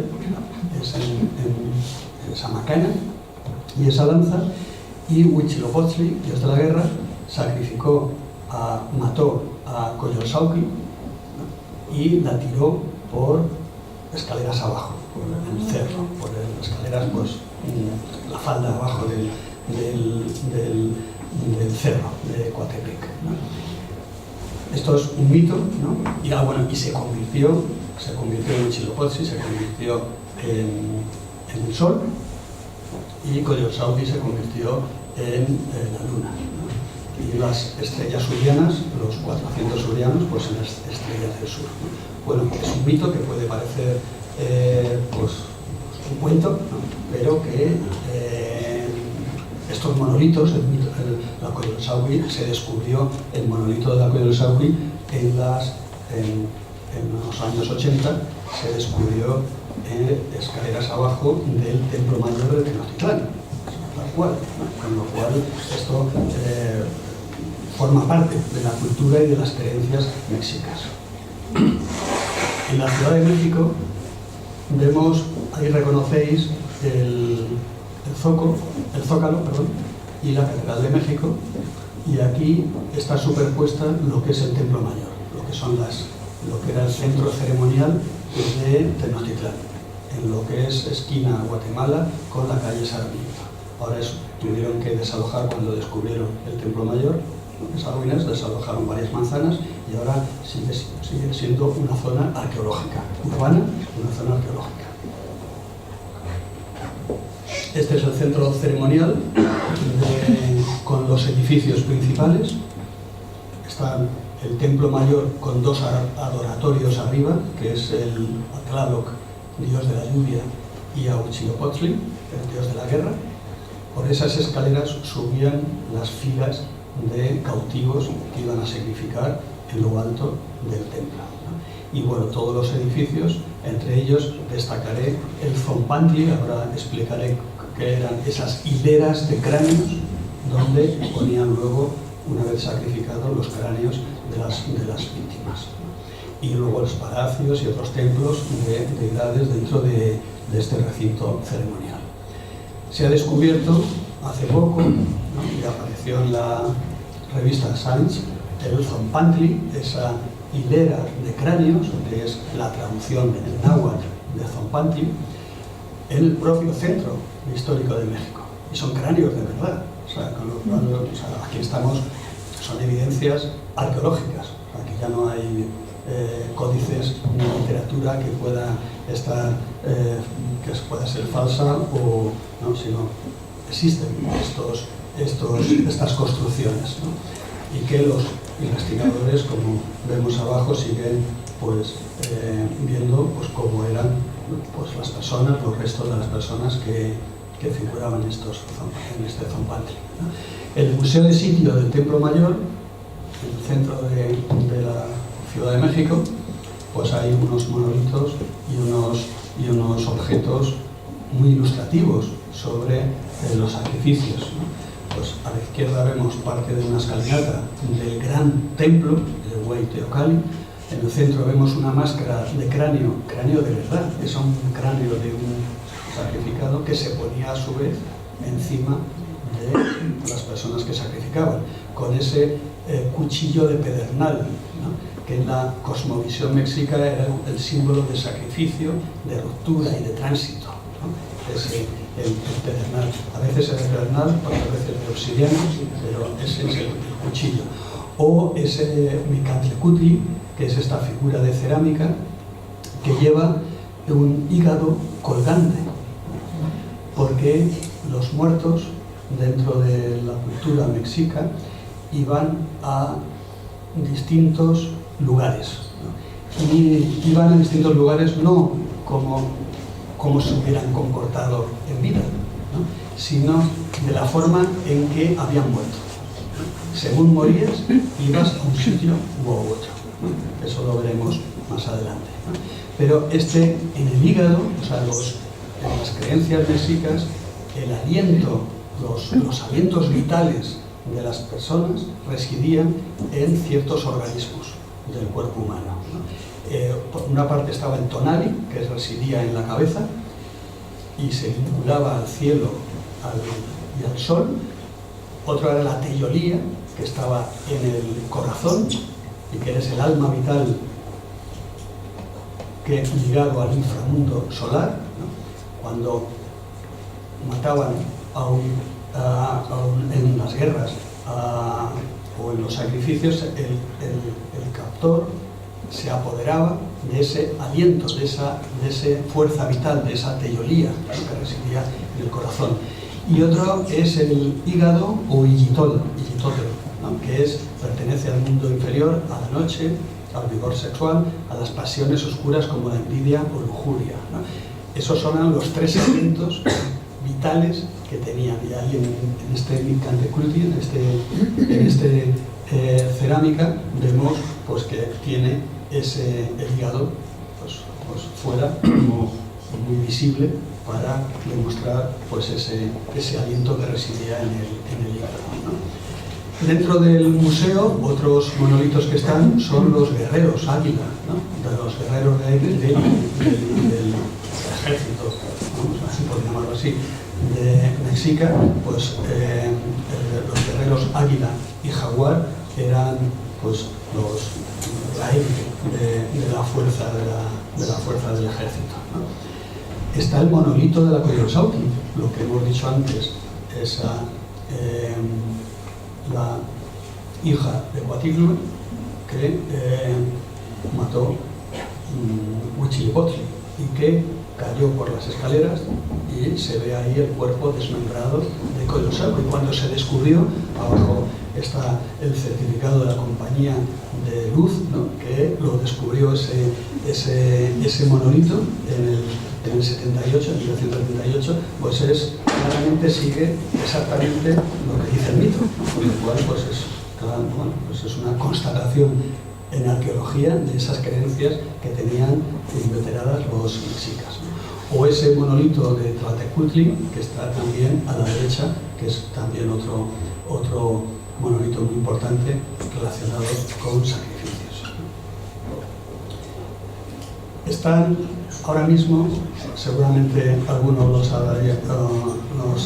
lo habrá visitado, esta exposición de la mujer en el México indígena, en el Museo Arqueológico Nacional, también está en la Casa de México y en el Instituto Cervantes y en Thyssen, en 4 sitios. Pues en el Museo Arqueológico Nacional están estos dos guerreros, el guerrero jaguar y el guerrero águila. Y arriba, a la izquierda, pongo esa imagen del Museo Nacional de Antropología donde están estas dos figuras y que ahora están aquí. Con lo cual, bueno, eso también, además de exponer cómo era tanto la parte frontal como trasera de estos dos guerreros, que claramente es la piel de un jaguar y las plumas de un águila, pues también da cuenta de lo buena que es esta exposición que ha traído de México ahora en estos centros. Esos mitos mexicas, expuesto dos, ¿no?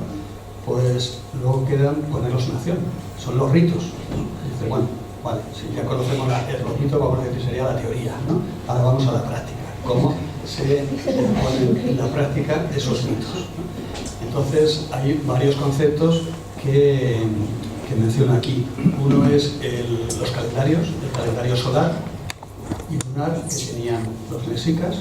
Lo del solar eran las veintenas, 18 veintenas más los 5 días aciagos, los Nemonteikin, que estamos ahora justo en esos días.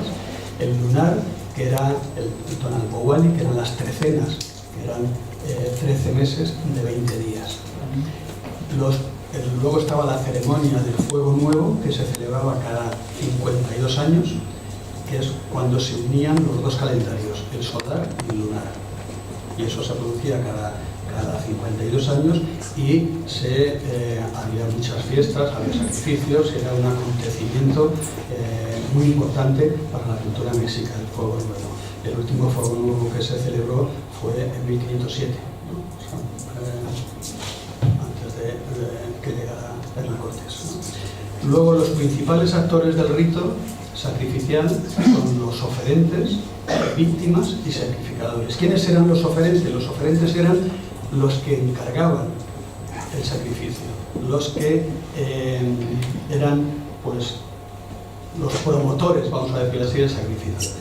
Eran soldados, o sea, eran en las guerras que hacían los pueblos, los Altepec o los de la Cuenca de México. Muchas de esas guerras se llamaban guerras floridas, como pongo aquí a la derecha. Las guerras floridas lo que tenían el objetivo no era de matar, al contrario, que por supuesto morían, no dejaba de ser una guerra, pero el objetivo no era matarlo, como eran los ejércitos españoles, sino era cogerlo prisionero para luego sacrificarlo. Ahora era matarlo, pero digamos después, a su debido momento. El objetivo era la captura. Pues el captor, el soldado que capturaba a una persona de la etnia enemiga, pues se lo llevaba y era el oferente, se lo llevaba incluso a su calpulli, a su casa, lo cuidaba y era el que lo ofrecía en su debido momento en sacrificio. También eran oferentes las autoridades o los mercaderes o portecas en Náhuatl, ¿no? Que compraban cautivos en los mercados. Había esclavos, era una sociedad que tenía esclavos y compraban esclavos para ofrendar a sus dioses, siempre con un motivo de agraciar a los dioses o de expiar culpas, y por tanto pues tenían también esa posibilidad de hacerse con una víctima para llevarla al sacrificio, ¿no? Las propias víctimas, por una parte, eran los soldados, ¿no? De etnias enemigas, ¿no? Que caían prisioneros, esclavos, personas deformes, extranjeros que pasaban de paso, ¿no? Y algo habrían hecho, me imagino que días, ¿no? E incluso en las fuentes hay testimonios de padres que enviaban sacrificio a hijos cuando había alguna desgracia en la familia y que ellos consideraban que para remediar esa desgracia o para agraciarse con los dioses, pues tenían que ofrecerle en sacrificio a lo más querido, en este caso, como eran los hijos, ¿no? Eso da muestra del convencimiento que tenían en esa práctica, que no era algo así, ¿no? Lo tenían muy dentro, ¿no? Y luego están los sacrificadores. ¿Quiénes eran esos sacrificadores? Pues eran principalmente la parte sacerdotal, eran los sacerdotes los que culminaban o ponían en práctica el rito. En las guerras floridas, como he dicho, eran esas guerras. Si se llama así es porque en náhuatl, esa palabra en náhuatl tiene la palabra flor, ¿no? Que es Xochitl, con lo cual viene de ahí, guerra florida, guerra de la flor, ¿no? Y luego, ¿qué formas de ejecución? Veremos también algunas formas de ejecución, pero sobre todo la más común era la cardiectomía, que era la extirpación del corazón, ¿no? Pero no solo eso, veremos en la siguiente otras formas, pero esa es la principal. El desarrollo de los sacrificios. Claro, ahí, por ejemplo, mencionaré lo que era la cardiectomía, en el sentido de esas hileras, cuando llegaba el momento en la festividad correspondiente para sacrificar a todos los cautivos o a todas las personas que iban a formar parte de ese rito, pues si había sido un soldado mexica el que había capturado a un enemigo, un tlaxcalteca o de otras etnias vecinas, pues como digo, después el soldado captor lo tenía en su casa, la noche anterior a que iba a sacrificar, pues mientras estaba en casa estaba bien alimentado, lo tenían todo, digamos, muy cuidado hasta que llegara su momento.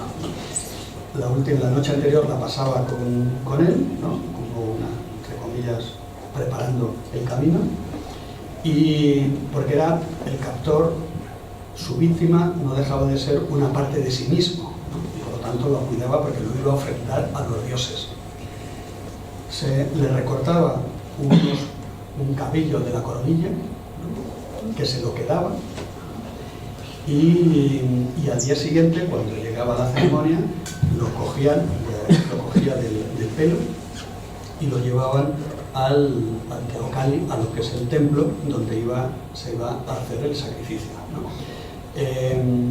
Lo acercaban hasta las escaleras y ahí tomaba el relevo, cogido del pelo, y ahí tomaba el relevo la clase sacerdotal, que había también mujeres. O sea, es curioso, en las fuentes aparecen también mujeres como sacerdotes que formaban parte del sacrificio, ¿no? Y ya el sacerdote tomaba el relevo, le cogía del pelo y le subía por las escaleras a lo alto del templo, donde estaban los dos adoratorios, el de Tlaloc, dios de la lluvia, y Huitzilopochtli, el dios de la guerra, y ahí entre varios sacerdotes también, cada uno le cogía de una extremidad cuatro extremidades, y uno le cogía del cuello para que en lo que era la piedra sacrificial tuviera la curvatura suficiente para cuando el sacerdote principal, que con el cuchillo de pedernal o de obsidiana, principalmente pedernal, le abría el esternón, pues cuando le sujetaba el cuello ya ofrecía esa curvatura, con lo cual pues era una ceremonia pues muy estudiada y muy, pues todo muy escrito y preciso. Cuando extirpaba el corazón, el sacerdote lo elevaba y luego lo ponía en un recipiente, hacía una especie de oración a los dioses, ¿no?, y lo ponía en un recipiente que se llama el Huauxicalli, que algunas veces tenía forma de águila o de cualquier otro animal, felino, o incluso pues un monolito redondo, ¿no?, que a veces se ha visto que era un Huauxicalli. De hecho, la piedra del sol o el calendario azteca, que mencionaba antes, algunos investigadores piensan que era un recipiente de corazones, ¿no?, porque bueno, pues tiene esa forma, pero no dejan de ser teorías, ¿no? Y luego ya utilizaban copal, esa resina aromática, para pues como una especie de ofrenda y para también que le rodeara ese olor, digamos, a esta resina, y luego un sacerdote tiraba el cuerpo escaleras abajo del templo, iba rodando hasta llegar a la base, en donde le esperaba un dios vestido de Xipetotec, esa figura que he dicho antes, que está en el Museo de América, ¿no?, que es nuestro señor desollado, ¿no?, el dios de la agricultura, de la regeneración. Ahí, ¿qué hacía? Le quitaba la piel, se la ponía encima el propio sacerdote. Ahora comprenderéis que si pongo el escenario de esto, pues mucho, pero las tenía de un fotograma, ¿no? Y luego le decapitaba y los cráneos los ponía en un zompante, que ese se ha descubierto al lado del templo mayor, ¿no?, en esas hileras de cráneos. Y luego también, bueno, hay testimonios de que tomaban los sacerdotes unas hierbas que de alguna manera servía para que afrontaran, pues, un poco que estuvieran en condiciones de poder abordar esta práctica. Este es un ejemplo también, es muy conocido para los que hemos tenido ocasión de profundizar en el tema, Zompantli de Zultepec, Teocoaque, que fueron en 1520 cuando Hernán Cortés, cuando Velázquez, el teniente gobernador en Cuba, envió a Pánfilo para apresar a Hernán Cortés, porque Cortés había ido sin permiso a la conquista. pues Hernán Cortés se adelantó, fue en su encuentro y al final lo venció y reclutó a todo el ejército que iba con Pánfilo de Narváez, los incorporó para la conquista de Tenochtitlan. Bueno, pues en ese tránsito, pues los habitantes de esa zona capturaron a más de 400 personas que transportaban bienes tomados por Hernán Cortés a Pánfilo de Narváez. Durante varios meses, los extranjeros, en donde había europeos, africanos, mayas, totonacas, ¿no?, pues fueron sacrificados y ofrendados a los dioses.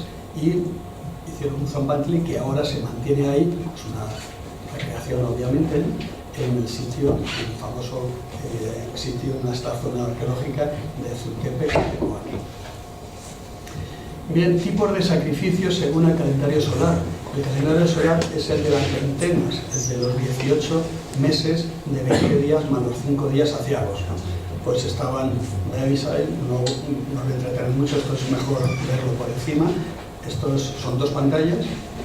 Ahí tenéis esos 18 meses, los 9 primeros meses, y en la segunda están los siguientes meses. El calendario de ese mes, los dioses tutelares de esas fiestas, los tipos de víctimas que se usaban en esas fiestas, que se utilizaban en esas fiestas, ¿no?, en donde había niños, cautivos, y cuando viejos, y también pongo imágenes es cautivos que se vestían de una deidad mexica, y que cuando lo sacrificaban, esa deidad se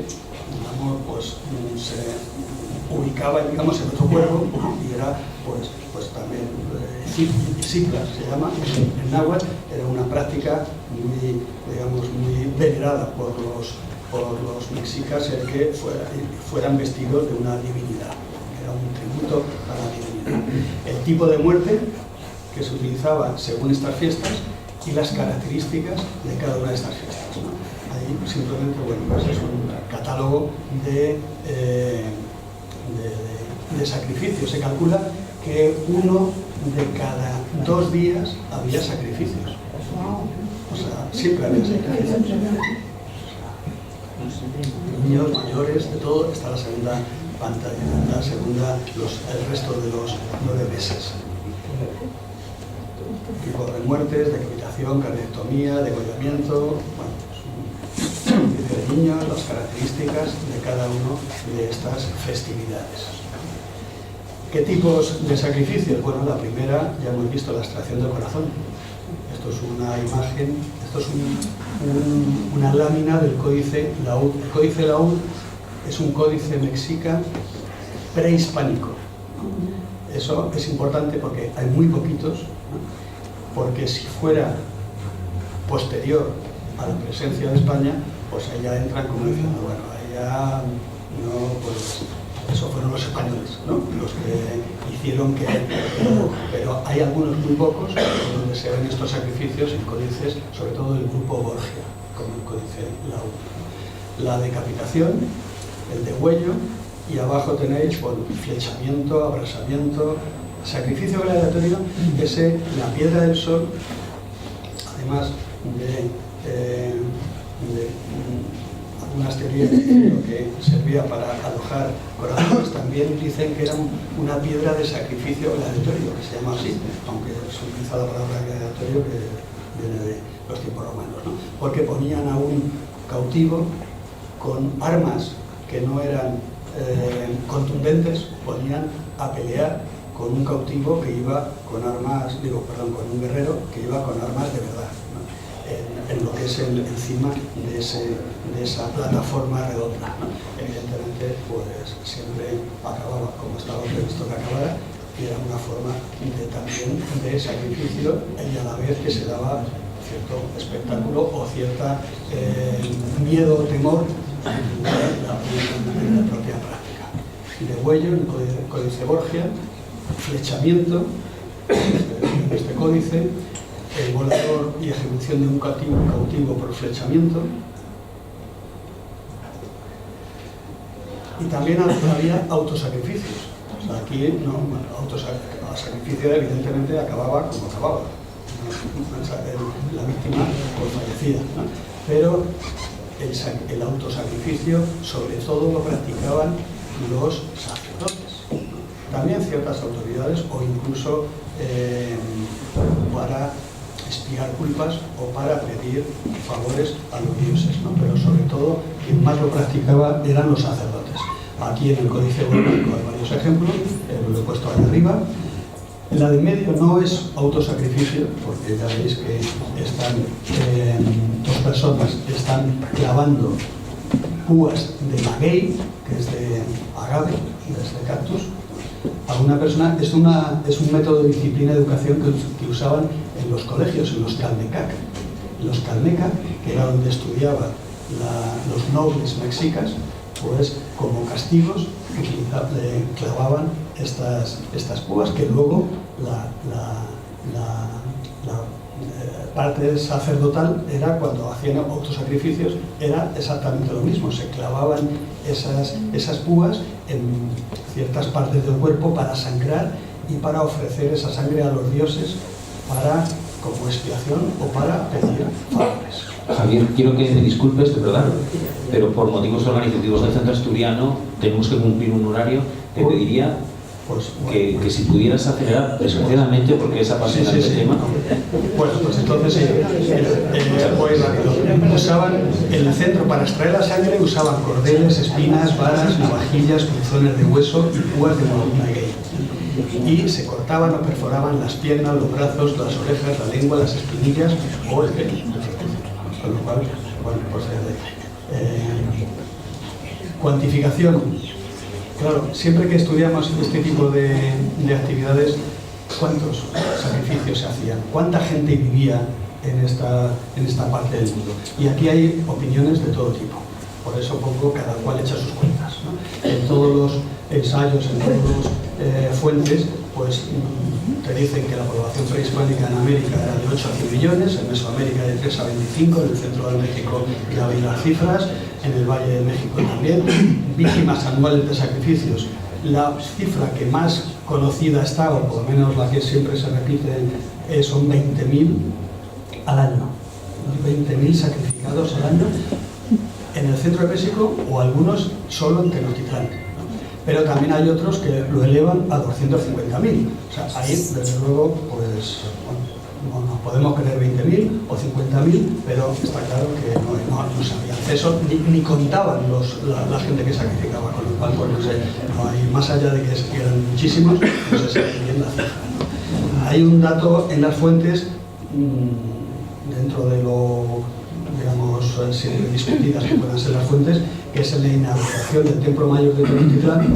En 1487 se sacrificaron 80.400 víctimas durante 4 días, según dice Fray Diego de Durán. Claro, esto no es creíble. No es creíble porque para sacrificar 80.400, incluso algunos dicen que más, hay estudios que dicen cuánto se tarda en sacrificar a una persona por cardiectomía, por extirpación del corazón. Simplemente son casi 10 segundos, y teniendo mucha habilidad, con lo cual empiezas a multiplicar, y toda la logística que se crea para desfiles de cautivos que hacen luego con los cuerpos, etc. Y que es un rito, y un rito se necesita hacer despacio, ¿no? Porque es un rito ofertado a los dioses, ¿no? Pues no es creíble, pero se repite mucho esa cifra. ¿Dónde iban los muertos? Pues ya lo he dicho antes, el Mixtlán, que era, según había fallecido la persona, iba a un sitio u otro. Era el lugar de donde iba la gente común. La gente común que moría de forma natural, por vejez, por enfermedad, por muerte cotidiana, iba al Mixtlán. Y ahí sus almas se tenían que atravesar 9 lugares o escalones para encontrarse con Mictlantecuhtli, que era el dios del inframundo. Los que morían por causas ligadas al agua, como ahogados, eliminados por el rayo, ciertas enfermedades, iban a un paraíso de Teotihuacán, el paraíso de Tláloc. La Casa del Sol iban los guerreros que morían en batalla y las mujeres que morían al dar a luz, las Cihuateteo, las mujeres diosas, iban a esa Casa del Sol, a ese paraíso, ¿no? O los bebés y los niños que morían prematuramente iban al Chichihualcohuaco. Esto os he puesto unas imágenes abajo. Eso es muy importante en esa creencia que era en función de cómo se moría. Un tema importante siempre que se habla de sacrificios y de antropofagia es: ¿era necesario la antropofagia? O sea, ¿tenían que comer porque necesitaban proteínas o no?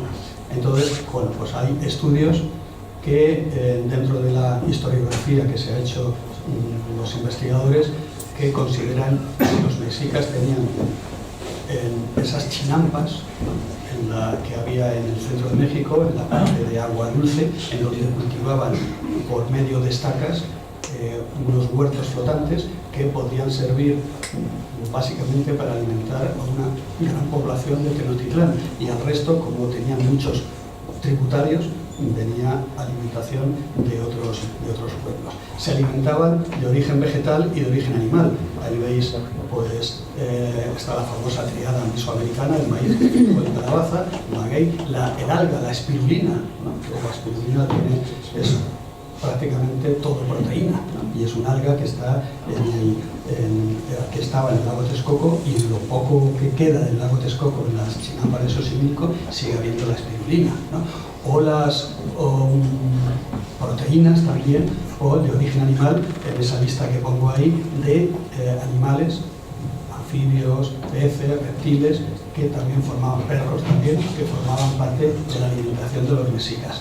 Quiere decir que no necesitaban, según los investigadores, no necesitaban las proteínas de los sacrificados, de la carne humana, para alimentarse. Tenían alimentación suficiente. Aunque siempre hay otras teorías, ¿no? Pero esa es la que más predomina, ¿no? ¿Cuáles son las interpretaciones sobre las causas de los ritos sacrificiales?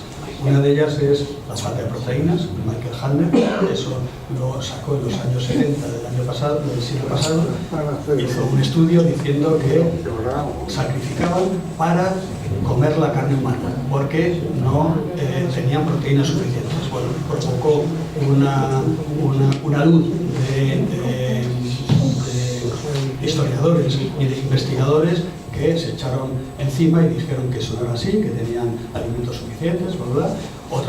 Otra causa era la presión demográfica en la cuenca de México. Otra era la teoría mimética. La teoría mimética significa, este investigador francés, Raymond Girard, que consideró que lo hacían para como buscar un chivo expiatorio, como diciendo: esa violencia, esa fuerza que tenían, la tenían que verter en algo, y la vertían en hacer los sacrificios. La energía de ruptura era también que en lugar, Christian Diverger, un francés, dijo que era que en lugar de cuando una persona moría y la enterraban, la fuerza, esas fuerzas anímicas que he dicho antes, se perdían en la tierra, se telurizaban, y por lo tanto, pues para que no se perdiera esa energía, pues los sacrificios humanos pues lograban que esa energía pasara no se perdiera y volviera pues a las personas. Otros también insisten en la política de Estado como motor de expansión bélica, porque los sacrificios invitaban a los gobernantes de otras tribus, de otras etnias, y por lo tanto también inspiraban temor, y era también en ese expansionismo de los mexicas, pues formaba parte de esa motivación. Básicamente, la que más están de acuerdo todos, después de los sacrificios, hemos visto la cosmovisión, la reivindicación de los dioses, el vínculo entre los dioses y los humanos, es la teoría energética alimentaria. Quiere decir, esa teoría lo que viene a decir es el mito de la creación de los dioses que se juntaron en Teotihuacán. Se sacrificaron los dioses por la humanidad, para salvar la humanidad, y requieren sacrificios a la humanidad en reciprocidad, ¿no? Y la sangre, el bien más preciado de las personas, alimenta a los dioses. Esa es lo que es la teoría energética alimentaria, que sigue siendo la que más predomina. El resto son distintas teorías que cada uno pone, pero todavía no ha desbancado la interpretación general predominante. Otra es la expiación y purificación de culpas. O la antropofagia, unos dicen que era un canibalismo gastronómico, que era por alimentar, otros que no, como hemos visto. Unos dicen que formaba parte de un ritual y otros que estaba extendido, otros que era lo de no dilapidar las calorías, una parte telúrica, o la cosmofagia, que era en un universo depredador en donde todos devoran unos a otros y que los sacrificios y la cosmofagia formaba parte de ese universo depredador extendido. Hay testimonios, yo aquí no simplemente lo paso por encima porque hay muchísimos testimonios. Aquí he puesto el de Francisco Cervantes de Salazar, testimonios del siglo XVI. Ahí aparece una frase donde da cuenta de un sacrificio. Aquí aparece Bernal Díaz del Castillo con lo que él fue un soldado de Hernán Cortés, ¿no? Está muy discutido porque escribió su historia de la conquista de Nueva España cuando tenía 80 años y lo que vivió tenía 30 años, con lo cual si te pones a escribir a los 80 años de algo que viviste a los 30, pues a ver qué te acuerdas, ¿no? Y en cualquier caso, ¿qué motivación tenía? Quería, a lo mejor unos dicen, pasar a la historia, ¿no? Todos, con lo cual, pero cuando todos o la mayoría, ¿no?, ponen estos testimonios, pues está claro que no puede ser que todos mintieran o tuvieran una imaginación de este tipo, ¿no? Está el propio Hernán Cortés con sus cartas de relación, donde aparecen varios testimonios de sacrificios que le contaron o que supuestamente vio, aunque no hay, bueno, pues hay varias opiniones sobre si se llegó a ver en directo algún sacrificio o no por parte de los españoles, ¿no? Pero bueno, eso es al margen. Está Francisco López de Gómara, que es otro testimonio, que en su Historia General de las Indias, esta carne es de la vuestra y esta noche la cenaremos y mañana la almorzaremos. Diego Durán habla del sacrificio de la inauguración del Templo Mayor de esos 80.400 hombres, lo dice Diego Durán en su testimonio. El propio Fray Bernardino de Sahagún, en su obra general Códice Florentino o Historia General de las Cosas de Nueva España, pues habla también de Tlacatoali, que era cuando, una vez que sacrificaban a la persona, el propio captor se llevaba el cuerpo del sacrificado a su casa y ahí daba de comer a la familia donde se había alojado el cautivo, y preparaban un plato que se llamaba el tlacataoli con maíz. Entonces, el muslo, le llevaban un muslo al tlatoani, y luego el captor ponía también un hueso en la puerta de su casa para, como había sido el captor, para simbolizar que era, pues, el prestigio que le daba el haber capturado. Bueno, habla Diego Muñoz Camargo, habla de carnicerías. Hay testimonios, esto está en el Museo de América, testimonios visuales de estos Miguel y Juan González, enconchados de la conquista de México, donde aparecen varias escenas, estos enconchados de sacrificios, de antropofagia. Está el propio Códice Tudela, este sí que está en el Museo de América y se puede ver, bueno, se pueden ver, está, digamos, una reproducción porque está en la cámara acorazada, es un códice muy valioso, pero hay varias escenas que están reproducidas de sacrificios en este códice que se llama colonial, o sea, después de la conquista, pero hecho por escribas o tlacuilos, tlacoque, al modo antiguo, el Códice Tudela. Estos también son más testimonios del Códice Tudela, de sacrificio humano, de antropofagia y de ofrecimiento de sangre. Aquí hay un dato que varios investigadores se ponen de acuerdo en que en cualquier imagen de códice en que aparezca una profusión de sangre excesiva, eso está influenciado por los españoles.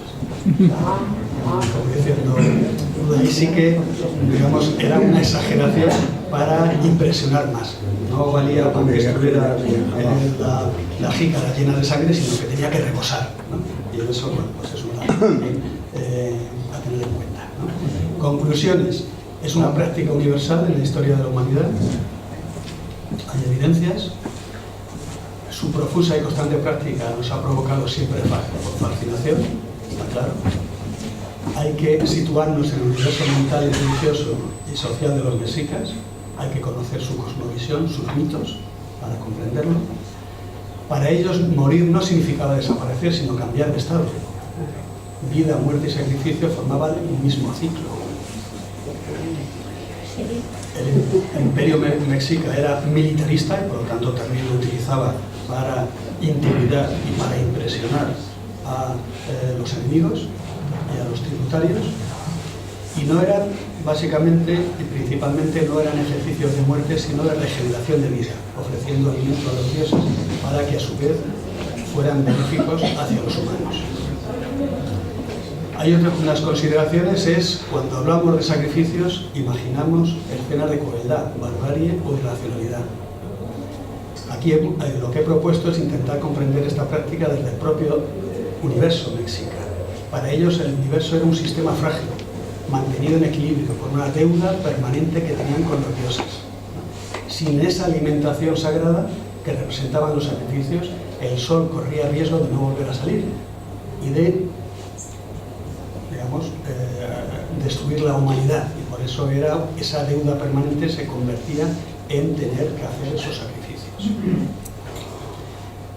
Por supuesto, esto no sirve para justificar los sacrificios, sino sirve para ese esfuerzo intelectual para entender cómo una sociedad tan avanzada que hemos visto al principio encajaba dentro de su sociedad estos sacrificios. Y está en el contraste entre esa sofisticación cultural y la violencia, es una de las claves para comprender el mundo mexicano. Aquí en un ejercicio también de reflexión, ¿no? Imaginad que la supervivencia de nuestro sol, cada uno que reflexione, y por ende de la vida en la Tierra, dependiera del sacrificio de un ser humano. ¿Aceptaríais que se realizase? No. Cada uno, sí. Cada uno, eso es. Pero me refiero que va en juego todo lo bueno. ¿Crees que los mexicas se veían a sí mismos como crueles? Crueles también es un concepto llevado a.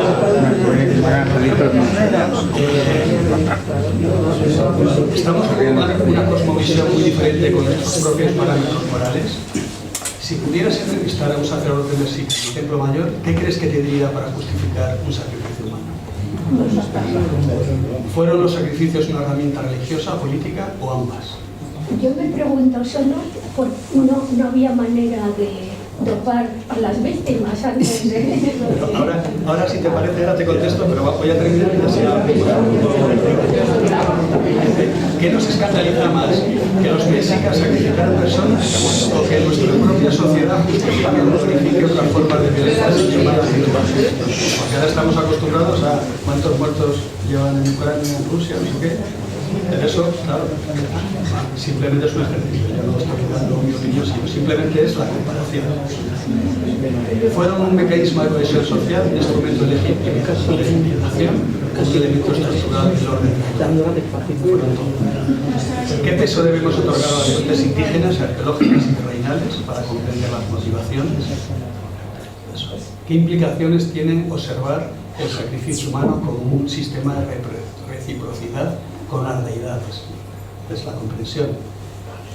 Temas de investigación futuro, ¿no? Para continuar la investigación, como era, por ejemplo, la antropofagia, solo practicada por la élite o también por el pueblo, aunque fuera a escondidas.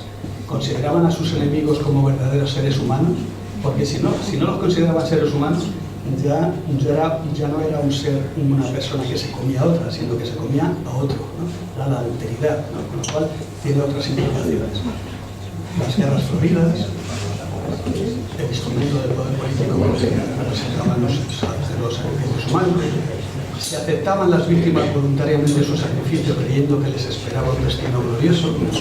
Hay algunas fuentes que dicen, pues parece que no iba tan contento al sacrificio, ¿no? Con lo cual, pues, estos son fuentes en la investigación en códices de autores que he consultado, donde están los códices, las bibliotecas que he tenido de investigación que al mismo tiempo, pues he consultado todos los autores tanto de fuentes primarias como de secundarias de todos los siglos que he tenido ocasión y que están reflejados en el análisis, en la investigación, y las fuentes y la bibliografía que utilizan. Estas fuentes son los libros de sacrificios sobre el tema de sacrificios. Y termino con esa poesía que dejé al principio, que era de Ligotoa, que me quedé en la primer verso, que era solo un poco aquí. Y el propio Nezahualcóyotl dice: aunque sea de jade se quiebra, aunque sea de oro se rompe, aunque sea plumaje de quetzal se desgarra, no para siempre en la tierra, solo un poco aquí. La muerte no es el final, sino el principio de otro camino.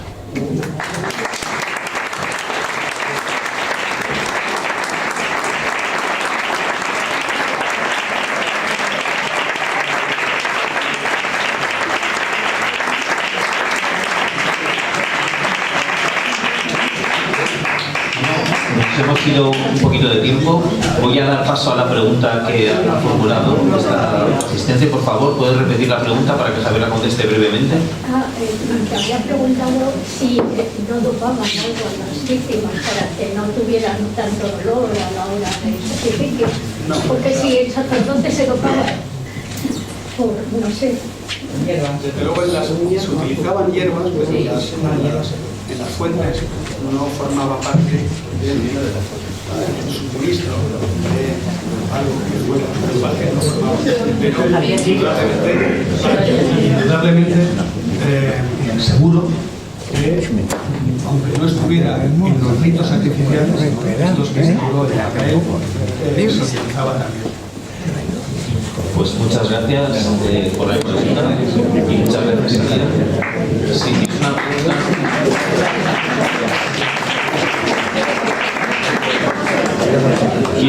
Quiero pedir por favor a las personas, como nos hemos ido de tiempo, a quien tenga una inquietud que se dirija ahora a Javier durante el aperitivo. Tanto hablar de antropofagia, creo que tenemos que compensarlo.